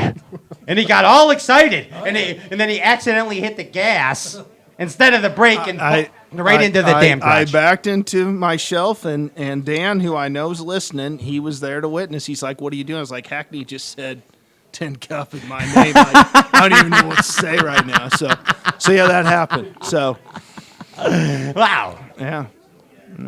So where were we? Treble hook baits. Weaknesses, yeah. Treble hook and then running power poles into your garage. It's another weakness. I've done that too. But I mean, don't be afraid of treble hook baits. Remember, as your father will tell you, that the crankbait is one of the all-time most winning lures, tournament winning lures in bass history. One of the, not the. My dad hated treble hooks too. But he won a derb on it. So what? I can win one on treble hooks. Hey, Pat. We won tournaments. We prefer not to I forgot throw that them. they're that good. I really do sometimes. Pat, can I tell you that story about how much Guido didn't like trebles? Yes. Didn't like trebles at all. And I told him my biggest bass I ever caught was on a rattle trap. He goes, don't ever tell anybody that, son. That's what he told me at 12 years old. So when he's leading, you follow. I called Dion. I was like, oh, that's great, man. And, what's he catching on? He's like, he's catching him on a crankbait. I go, come on. I go, if you don't want to tell me, don't tell me. Like, Sandbagger. I'm not going to tell anyone. Like, I mean, we're basically, I'm not going to tell you. He's like, yeah, he's catching him on a crankbait. I was like, no, he's not. He's like, yeah, he is. I was like, no, he's not. I'm like, all right, if you don't want to tell me what he's catching him on, that's fine. Like, I got other stuff to do. And, like, we ended the call. Because I really thought he was just kidding around. Like, Guido would not throw a crankbait for 4 days in a row, but he did. And he won a derb on it, but he doesn't even like treble hooks, and neither does Dion, Yeah. and neither does Lawson, but they're that good at fishermen that they just win money on them. Yeah, So, he horrible used to- question, Pat. On to the next. There we go. That's a good question. Well, I mean, but seriously, so now I ask you this. You don't have to be nice to him. Yeah, thanks. I mean, believe me, if you can't tell, I got thick skin. But anyway, now I ask you, Matt Robertson, what's your weakness as an angler? The finesse fishing, and that's man. I've been working on it. I try to make my weaknesses my strengths. That's why Seth was. I've never had somebody show me what Seth showed me as far as the finesse fishing goes, and like the deep smallmouth fishing, the Ned rig. I didn't really have any spinning reels up until, You had a couple years ago. You had one lose. I brought one lose. That's all you need.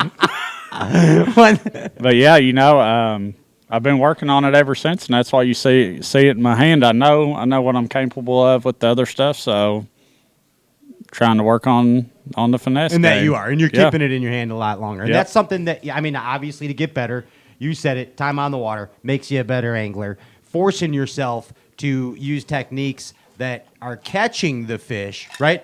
Right, dude with the Adidas on right there? Exactly. You're speaking my language. You're making yourself, see? MILFs. Boom. Right There, I I got a little quick story. I actually know Ned. Ned is a person, okay? Right. Ned Cady is who it is. And my dad and my grandfather actually fished with Ned. Ned would come down. He's from Kansas, wrote for the Inn Fisherman for many, many years. And Ned Cady would tell you there are no tough days fishing. You just don't try hard enough. Wow. And there's many, many days that he would end a good day of guiding with 4-pound line and a marabou jig just to get a bite, just to catch a fish. And when he invented the Ned rig, that's what that's for. It's for those days when you just really struggle. And that's the kind of fisherman he was from day one. I mean, he would bring a handful of, spinning rods to the boat, a couple of bait casters. He's actually fished with my grandfather, my dad, me, and Peyton. Is that right? Yep. And like I say, Ned he's the real deal. I mean, So how long have you known about the Ned rig? Well, we didn't call it the Ned rig. I know, yeah, but before Cinco's. Let's put it that way. Before Cinco's. Before Cinco's, yes. Yeah, that's pretty cool. What were you throwing before Cinco's? Oh, we'd throw all kinds of stuff on a little jig head like that. It's kind of like a Charlie Brewer deal almost, right? Like yeah, a slider? we throw ringworms on it. We'd throw regular worms on it, You just had to finally keep shortening it up till you found something they would get a hold of. So. But it started off as a hair jig. Yeah, it started off with a hair jig with him. I mean, everything was, and his hair jigs were just like the stuff that you float and fly with sometimes, little bitty old tiny things and super light stuff. He carried 2-pound line with him a lot in the boat. Trout line. He would bring a little spool of that, but most of the time he would have 4-pound line on one rod. That is and scary. that's on Lake of the Ozarks, Yeah. And back then, never got that tough, but and it had a big effect on my dad and his finesse fishing and the way he fished. Because if you really want to catch one, you can. It's just a matter you got to put some on that they won't turn down. And like I say, fishing with Ned over the years and that was just kind of a cool deal. Is the spinning rod? Have you won more money with a spinning rod than a casting rod? Oh heck no. No. Okay. No. Now my dad might have not been able to say that. Okay. But that's why that's why my dad was the fisherman he was, is because he could fish with 4-pound line or he could have a flipping stick, and I mean he was second to none when it come to flipping. I mean, absolutely he was an old real flipping. Yeah, but he was the whole ball of wax. He did what his favorite fishing bait was the one hanging out of a 5-pounder's mouth. That's it. And I like it. And you can say what you want. You can oh well this and that. And he preferred not to use treble hooks. Really, he just didn't like doing it. Well, the single hook percentage. But he has won lots of tournaments on jerk baits and crank baits and stuff like that. But the bulk of the time when he went out practicing, he tried not to use them. He tried very hard not to end up with them, and a lot of that was, when he fished, he planned on catching a big one. Most of us don't plan on that. Okay. Most of us, it's just a welcome surprise when it happens. But when he was fishing, his whole idea was, if I get it to bite, I have to catch one of those to win. And he planned on it. Every cast he made, that's where a lot of us screw up when we're out there fishing. When he made a cast, he paid attention to where his bait landed, where it was according to the piece of cover, just so if it did bite him, he was going to land it. He was going to catch it. Sure. And he was able to do that, a lot of it on light line, But most of us don't think that far in advance. We just want to get a bite. I mean, 99% of us are just so antsy to catch one. I just want to get one, I want to put it right on the Straight Cast logo on my deck. Watching him jerk on a fish, it was the most limp-wristed looking thing you've ever seen in your life. Okay? But it was perfect every time. Got all the slack out of the line. Pulled into him. It was perfect every time. And that's just something in his brain. As soon as he got the bite, then everything else kicked into gear, and he knew exactly what to do to get the best hook set on it. I mean, he was just flawless as a fisherman, everybody talks about losing fish and stuff like that. Did he lose fish? Yeah, some. But you're bound to as many as he caught. But he would go seasons, maybe a whole season without losing a nice one. Isn't that something? Caught them all, and that's just his way of thinking. He And really focused on comfortable with his equipment. Comfortable. yeah, with absolutely. Like when I was a kid, there were the fishermen that I thought of as spinning rod fishermen were Guido, okay, Tom Mann, and Billy Westmoreland. Yep. Like those guys, like when I was a kid, like those are the spinning rod guys. Most you know people, what I mean? yeah, most people had no idea. Tom Mann did not fish with a baitcaster. Like ever. It was always he spinning was using rods, 20-pound line on spinning big rods. spinning rods and stuff like that. But it was all spinning equipment. Yep. Everything, big spools. Now your father, Billy Westmoreland, one time in one of them Legends tournament at Bass Pro, those Bass Pro Legends, he asked me, he says, "What makes you a legend?" I said, "Guess what, dude? I'm not real sure. I'm not sure why I'm here. Well, I'll tell you, and thank you for doing this. What makes you a legend is that you won a Bassmaster Classic and you also won a Forest Wood Cup. Now, this I ask you, I might be wrong, and someone here in the angler panel may know, but do you qualify for the Elite Series under a Legends exemption? It depends on. There's only a few of them available, like 2 or 3 spots. Like right now, I think it depends on if Paul Elias comes back next year. Gotcha.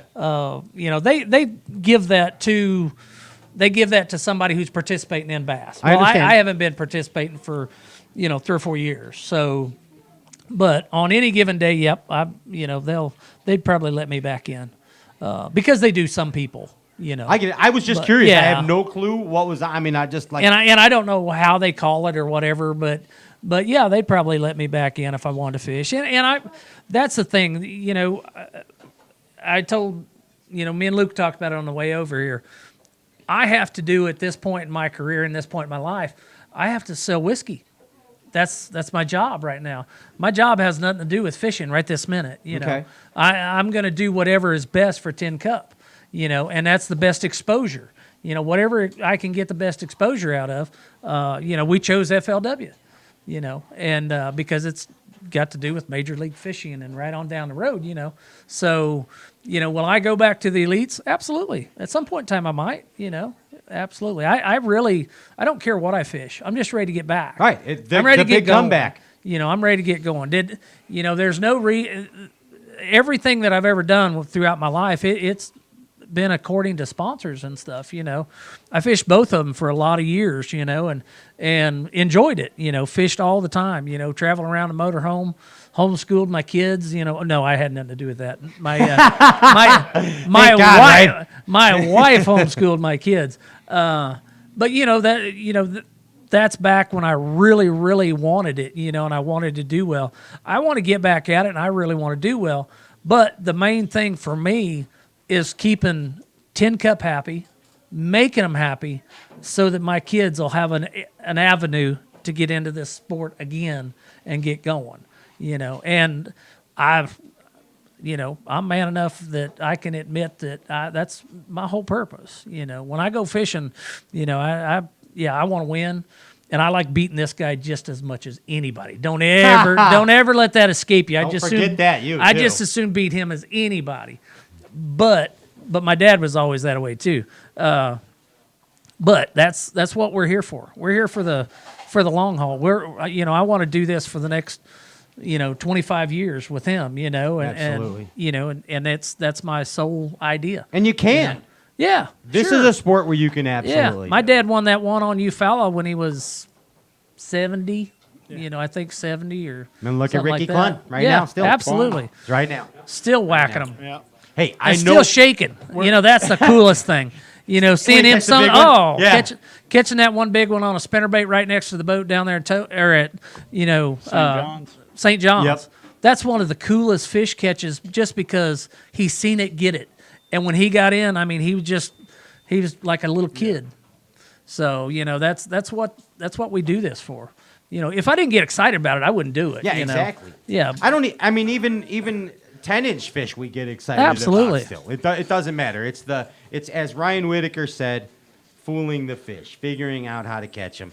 Hey, of course we want the big ones in the limit getters, but man, it's just catching some. I enjoy fishing, and that means a lot to me. I'm not the least bit burnt out about it. I'm ready to get back going, and it's going to be an exciting trip.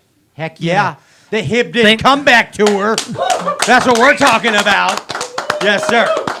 Now, Dion, bass fishing is magic. Agree or disagree? Magic. Magic. 100% magic. You know what else is magic? Playing with toys. Toys are magic when we're kids, right?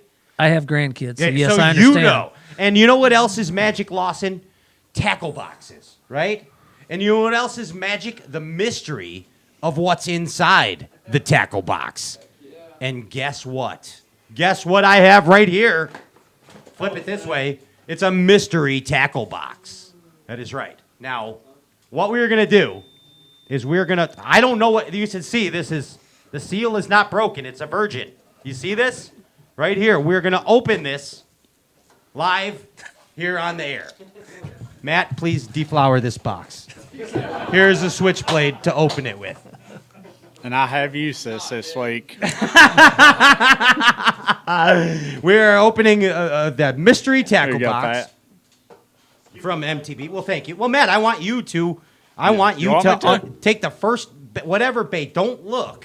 Don't look. And pull a bait out of there. Pull a bait out of the box, and tell us what you would do with that bait. It could be good. It could be bad. You're gonna throw it away. You throw it away. It is a impulse reactionary. It's a little swim bait. It's a little swim bait. Yeah. How ironic is that? You guys had that planned. No, we didn't. So the swim bait guy. Yeah, it's a little thin swim bait. I'd put it on an 1/8 or a 1/16 ounce head, and it actually looks like a pretty good swim bait to throw for smallmouth. Boom.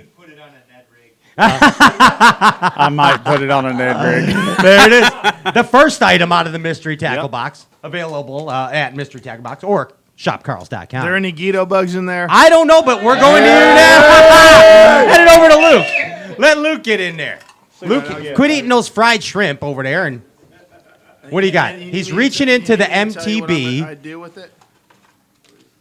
We got a creature bait. A creature bait. Yeah. What is it? Bruiser. It's a bruiser. Mm-hmm. That was your nickname in college. It was. I just barely made it through. Indiana State. Look how happy he is, Go Hibdon. trees. Do you see that? Right, yeah. See how happy your friend is, Dion? Uh-huh. So what are you doing with that? Oh, flipping and pitching. Flipping and pitching the heck out of That's the that. only thing I know how to do. I'm a little offended you didn't ask me my weakness. Oh, Luke Foley, what is your weakness? Beyond a shadow of a doubt, offshore. Offshore. I hate it. That is why you need to go spend some time with Matthew Robertson at Kentucky Lake. I'll make you feel comfortable. At Kentucky Lake. And he taught me how to use a locator. Okay. So, yeah. Well, I need some help. I'm going a little unconventional here, and I am picking the bait for you. All right, you ready? Because this is something that I need you to bring home with you and just learn how to throw some damn treble hooks, would you, kid? It's a treble. So what would you do with that bait? I guess you throw it out there and wind it in.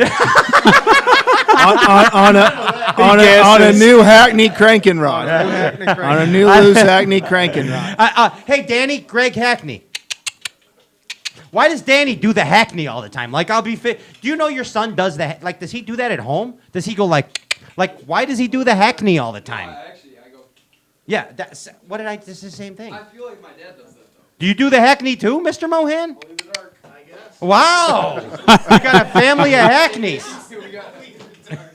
So what do you got there? What's the bait, Lawson? It's a Bill Lewis MR6. Bill Lewis. He been around a little bit, huh, It's even Dion? got some good-looking triple grip hooks on it. Look at you. Look how you did that there. Yeah. You see that? But that's a color that is just a standard crankbait. Yeah. Good 'un. I guess. Little purple looks like murple. a shad. It's like a shad. They eat shad. You know what I mean? But you'd use a single hook shad lure. Yeah. Swim jig. A swim jig. But hey, boom, right there. Set it down. You got to catch a fish on it before we leave. The show's not over till you go in the parking lot and catch a fish. All right, so finally, the final item right here. Switching it over to Dion Hibdon. Bassmaster Classic champion in a mystery tackle box. Maybe the only Bassmaster Classic champion besides Mike Iaconelli? Why are you telling me to bend my thing? I'm going to bend it eventually. I hate flat brims. Thank you. There's two in here, and I'm picking the frog, okay? Okay. Because there's actually another deal with treble hooks. Okay. So what did the Bassmaster Classic Forcewood Cup champion Dion Hibdon pick out of a I got mystery a tackle castic floating frog. box? Castic float. You ever caught a fish on a little frog? mini one, too. That's kind of nice size. That's pretty sweet. That's I like the that. one. It's finesse frog. I've actually had some pretty good frog days in my life. We used to throw them years and years ago, back when Mans was the only people that made them. Yeah, remember that? And you threw them Yeah. on mono, remember? Yeah. Serious. Everything on mono. Yeah. Yeah, wait till he blows up in Gunnersville. Yeah. Wait till you can't see your frog no more and pull. God, dog, I wish I could remember that guy's name. The guy that invented it for Mans. The frog? Yeah. Oh, gosh. I don't I fished, drawed him at the Potomac, fleeced my butt out of the back of the boat. Is that right? Yeah, about 30 minutes in, I'm like, hey, dude, you're an old man. I'll whoop crap out of an old boy if you don't give me one of them damn Give me them frogs, buddy. I had to threaten his life because he wasn't going to give me one. I told him after about the third 5-pounder, I said, hey, you come up with a frog or you're getting out, you know. But yeah, it was a very cool day. Drawed him on, like I say, it was the one Paul Elias ended up winning. Yeah, so I've had some good frog days. Absolutely. So There it is. yeah. Hey, first ever mystery tackle box opening live from Cask and Cellar. There it is. Look at that. So are we going to let the man pick out the last bait in there and explain how he would fish it? Yeah, absolutely. Where's he at? Where's Richie? Yeah, where's Richie at? Rishi? Rishi? He said a good joke and then he went out on a high note. Yeah. He dropped the mic. Is he with the MILFs? Yeah, he took. This will be good because Richie has never caught a fish Yes. in his life. Never? Hey, okay, so Okay. yeah, go by here. Pass it down and give. There's one Get over left here in next there, to me. and get it on that microphone, Rishi, and pick that in and tell us You got to pick out a bait and tell us how you fish. I close my eyes or something. whatever you. You're the guy. You own the place. Close my eyes, anyways. All right, I got this. Talking to Mike, please. Looks like a crankbait, if I were to guess. Nice. Wow. I would fish with this one. Yes. Yeah, I would. I'd go out in the water, Yes. maybe on a boat or something. Yes. Good I so, would, good so far. I'd probably throw it out in the water. Throw it out there. Yeah, maybe wind it back a little bit. With MILFs or without MILFs? Always. Always Wait, with- Hold on. Where's my wife at? Definitely with milk. Yeah, do some fishing with this one. There it is. That's Rishi, the magnificent Rishi from Cask and Cellar. Okay. Thank you for letting us invade your Glad to have space. you guys. It was a great time. I really enjoyed having you guys here. It was definitely for me a good experience. We learned a lot. Or I learned a lot. Drank a little bit, which kind of coincides with what I do. Yes. That worked out for me. But good time all around. You got that going for you. You know. Thanks for stopping by. Thank you, Rishi. You know what? It's mostly the shirt. Thank you guys. Appreciate you guys coming by. Come here. Dude, thank you. Thank Come you. on, thank you. All right. So, on to business. We're closing things down. Let's do the contest, and then we have a very special treat at the end. Yes, from David. Yes, from Tin Da- Cup. from David. Yeah. So, JP High, do you have the winners? Okay, so I have the Onum winner hat. I have the winner of that. Yes. Yes. So I don't have him anymore. Right. Hold him on the sidelines. But hold that name. Yeah, though. hold that Hold name. that name. Hold that name. Yes. Just in case. Okay, so JP High, who is the winner of the Bite Me Tackle giveaway? Compliments of Brad Zellers. Tyler Nolan. Tyler Nolan won the Bite Me Tackle. Now you need to direct, or how are they doing it, Danny? Are they direct messaging you? They're email, straightcast@gmail.com. straightcastllc@gmail.com. Attention, Danny. And he'll get you your prize. Now, we have the Tin Cup swag bag. A bunch of swag bag. Who's that, JP? Tom Mix. M-I-K-S. Tom Mix, the Tin Cup swag bag. Tom Mix is the winner of the Tin Cup Tray. Now, Matthew, you picked the winner earlier of the On 'em hat, and I am going to let you do the honors of presenting it to the lucky winner. I know how bad he wanted it. Yes. It was his idea. Yes. JP! Ladies and gentlemen, the winner! Say hi is the winner of the Dirty Sweaty On 'em hat. Yes! Wow! Miracles happen! There you go. Yes! Holy cow! Woo! That's how we do it. And that hat, by the way, you can get $100 for that on eBay. I kid you not. No, that's like a $300 Oh, Danny, seriously, we're not kidding. The Supreme hats are going big bucks on eBay right now. True I'm story. more worried. Do I need to check for lice? That was a terrible giveaway change. You came out on top of it. Oh my goodness gracious. Hey, did we get everything in tonight, guys? Thank you so much to Tin Cup Whiskey for coming aboard with Stray Casts. It means a lot in the fishing industry. There's a thing that a lot of people might not know is non-endemic sponsors. Endemic sponsors, it's baits and tackle and rods and reels. And for Tin Cup Whiskey to come to us and to believe in a show like this that makes no sense most of the time, but ends up making sense at the end, we thank you for believing in us. Thank you, Tin Cup Whiskey, for real. And thanks for keeping my guys buzzed. I appreciate that. That's what we do. Yes. That's what we do. That's what we do. So, to celebrate, thank you, everyone, to all our fine sponsors. Thank you to everyone who tuned in tonight. Thank you for everyone that came here. And to bring you out now, I'm not sure how we're doing this because I don't have monitors or anything else. But Andy, what are we bringing David in? Is that the deal? Okay, we're searching for David, and David does what for Tin Cup? David, he's like Superman at Proximo. He kind of does a little bit of everything. We're the 6th largest supplier, and we have multiple brands. Our biggest one's Jose Cuervo. But we also make Tin Cup, as you know. We make a whiskey for Conor McGregor, Proper 12. We make a whiskey. Oh, wait, Conor McGregor is actually Ryan's doppelganger. Okay. Yes. He does stunt double shit for Conor McGregor. But he can't fight, though. No, he's kind of frail.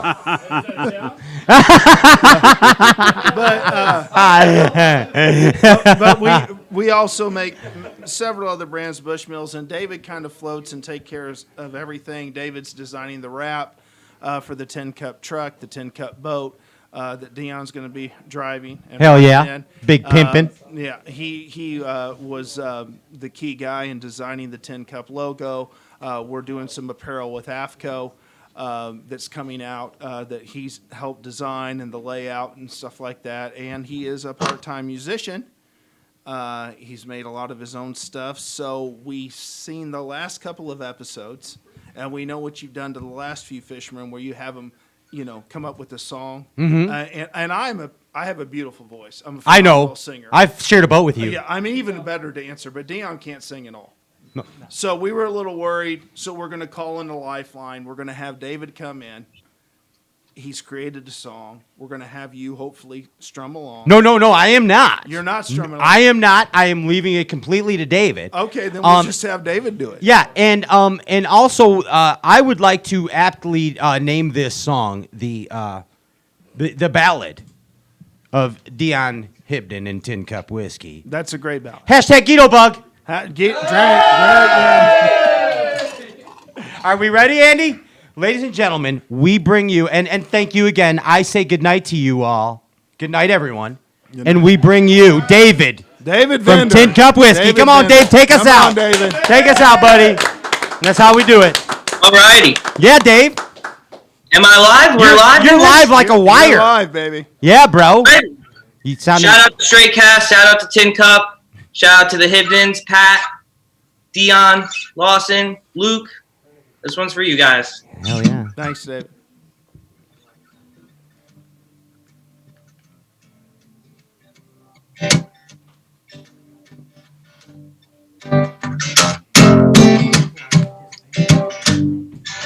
Well, I tried to make it big in the world of bass, but all of these lakes keep a kicking my ass. Got a rod and reel signed off by the pros, can't afford no boat cause I'm an average Joe. I wanna catch a big bag and win a bunch of money, but my old trolling motor keeps acting funny. Couldn't fish all winter, but it's worth the wait. Soon as fishing didn't hit, I went and took the bait. Catch 5 big bass just to reach my limit, but when it comes to whiskey, man, I just don't get it. Got a spinner gate and a Guido bug. I got a 6-pack of core and a 5th of tin cup, and I'm drinking, I'm fishing, wishing I could catch 5 more. And I'm flipping, just pitching, stumbling on the outboard. Catch 5 big bass just to reach my limit. When it comes to whiskey, man, I just don't get it. Got a spinner bait and a Guido bug. I got a 6-pack of cores and a 5th of tin cup. I'm drinking and fishing, yeah, wishing I could catch 5 more. And I'm flipping, just pitching, stumbling on the outboard. Catch 5 big bass just to reach my limit, but when it comes to whiskey, man, I just don't get it. Got a spinner bait and a Guido bug. I got a 6-pack of cores and a 5th of tin cup. I'm fishing.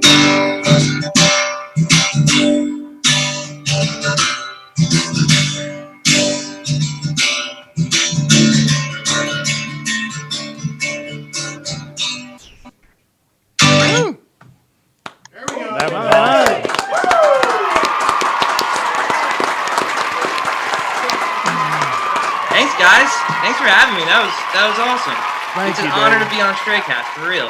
That was really good. Thank you. That was great. He just started on that song this morning. He came up with that this morning. And, the banners behind us and everything that we wear, he designed it all. We wouldn't have been able to do what we've done thus far, especially at the Bassmasters Classic, if it wasn't for David. So, David, we really appreciate you, and thanks for everything that you do for us. Thanks for having me. Pleasure. Guido Bug. Guido Bug! We got to figure out how for everybody to hear that. Huh? How everybody needs to hear it. They didn't hear the song.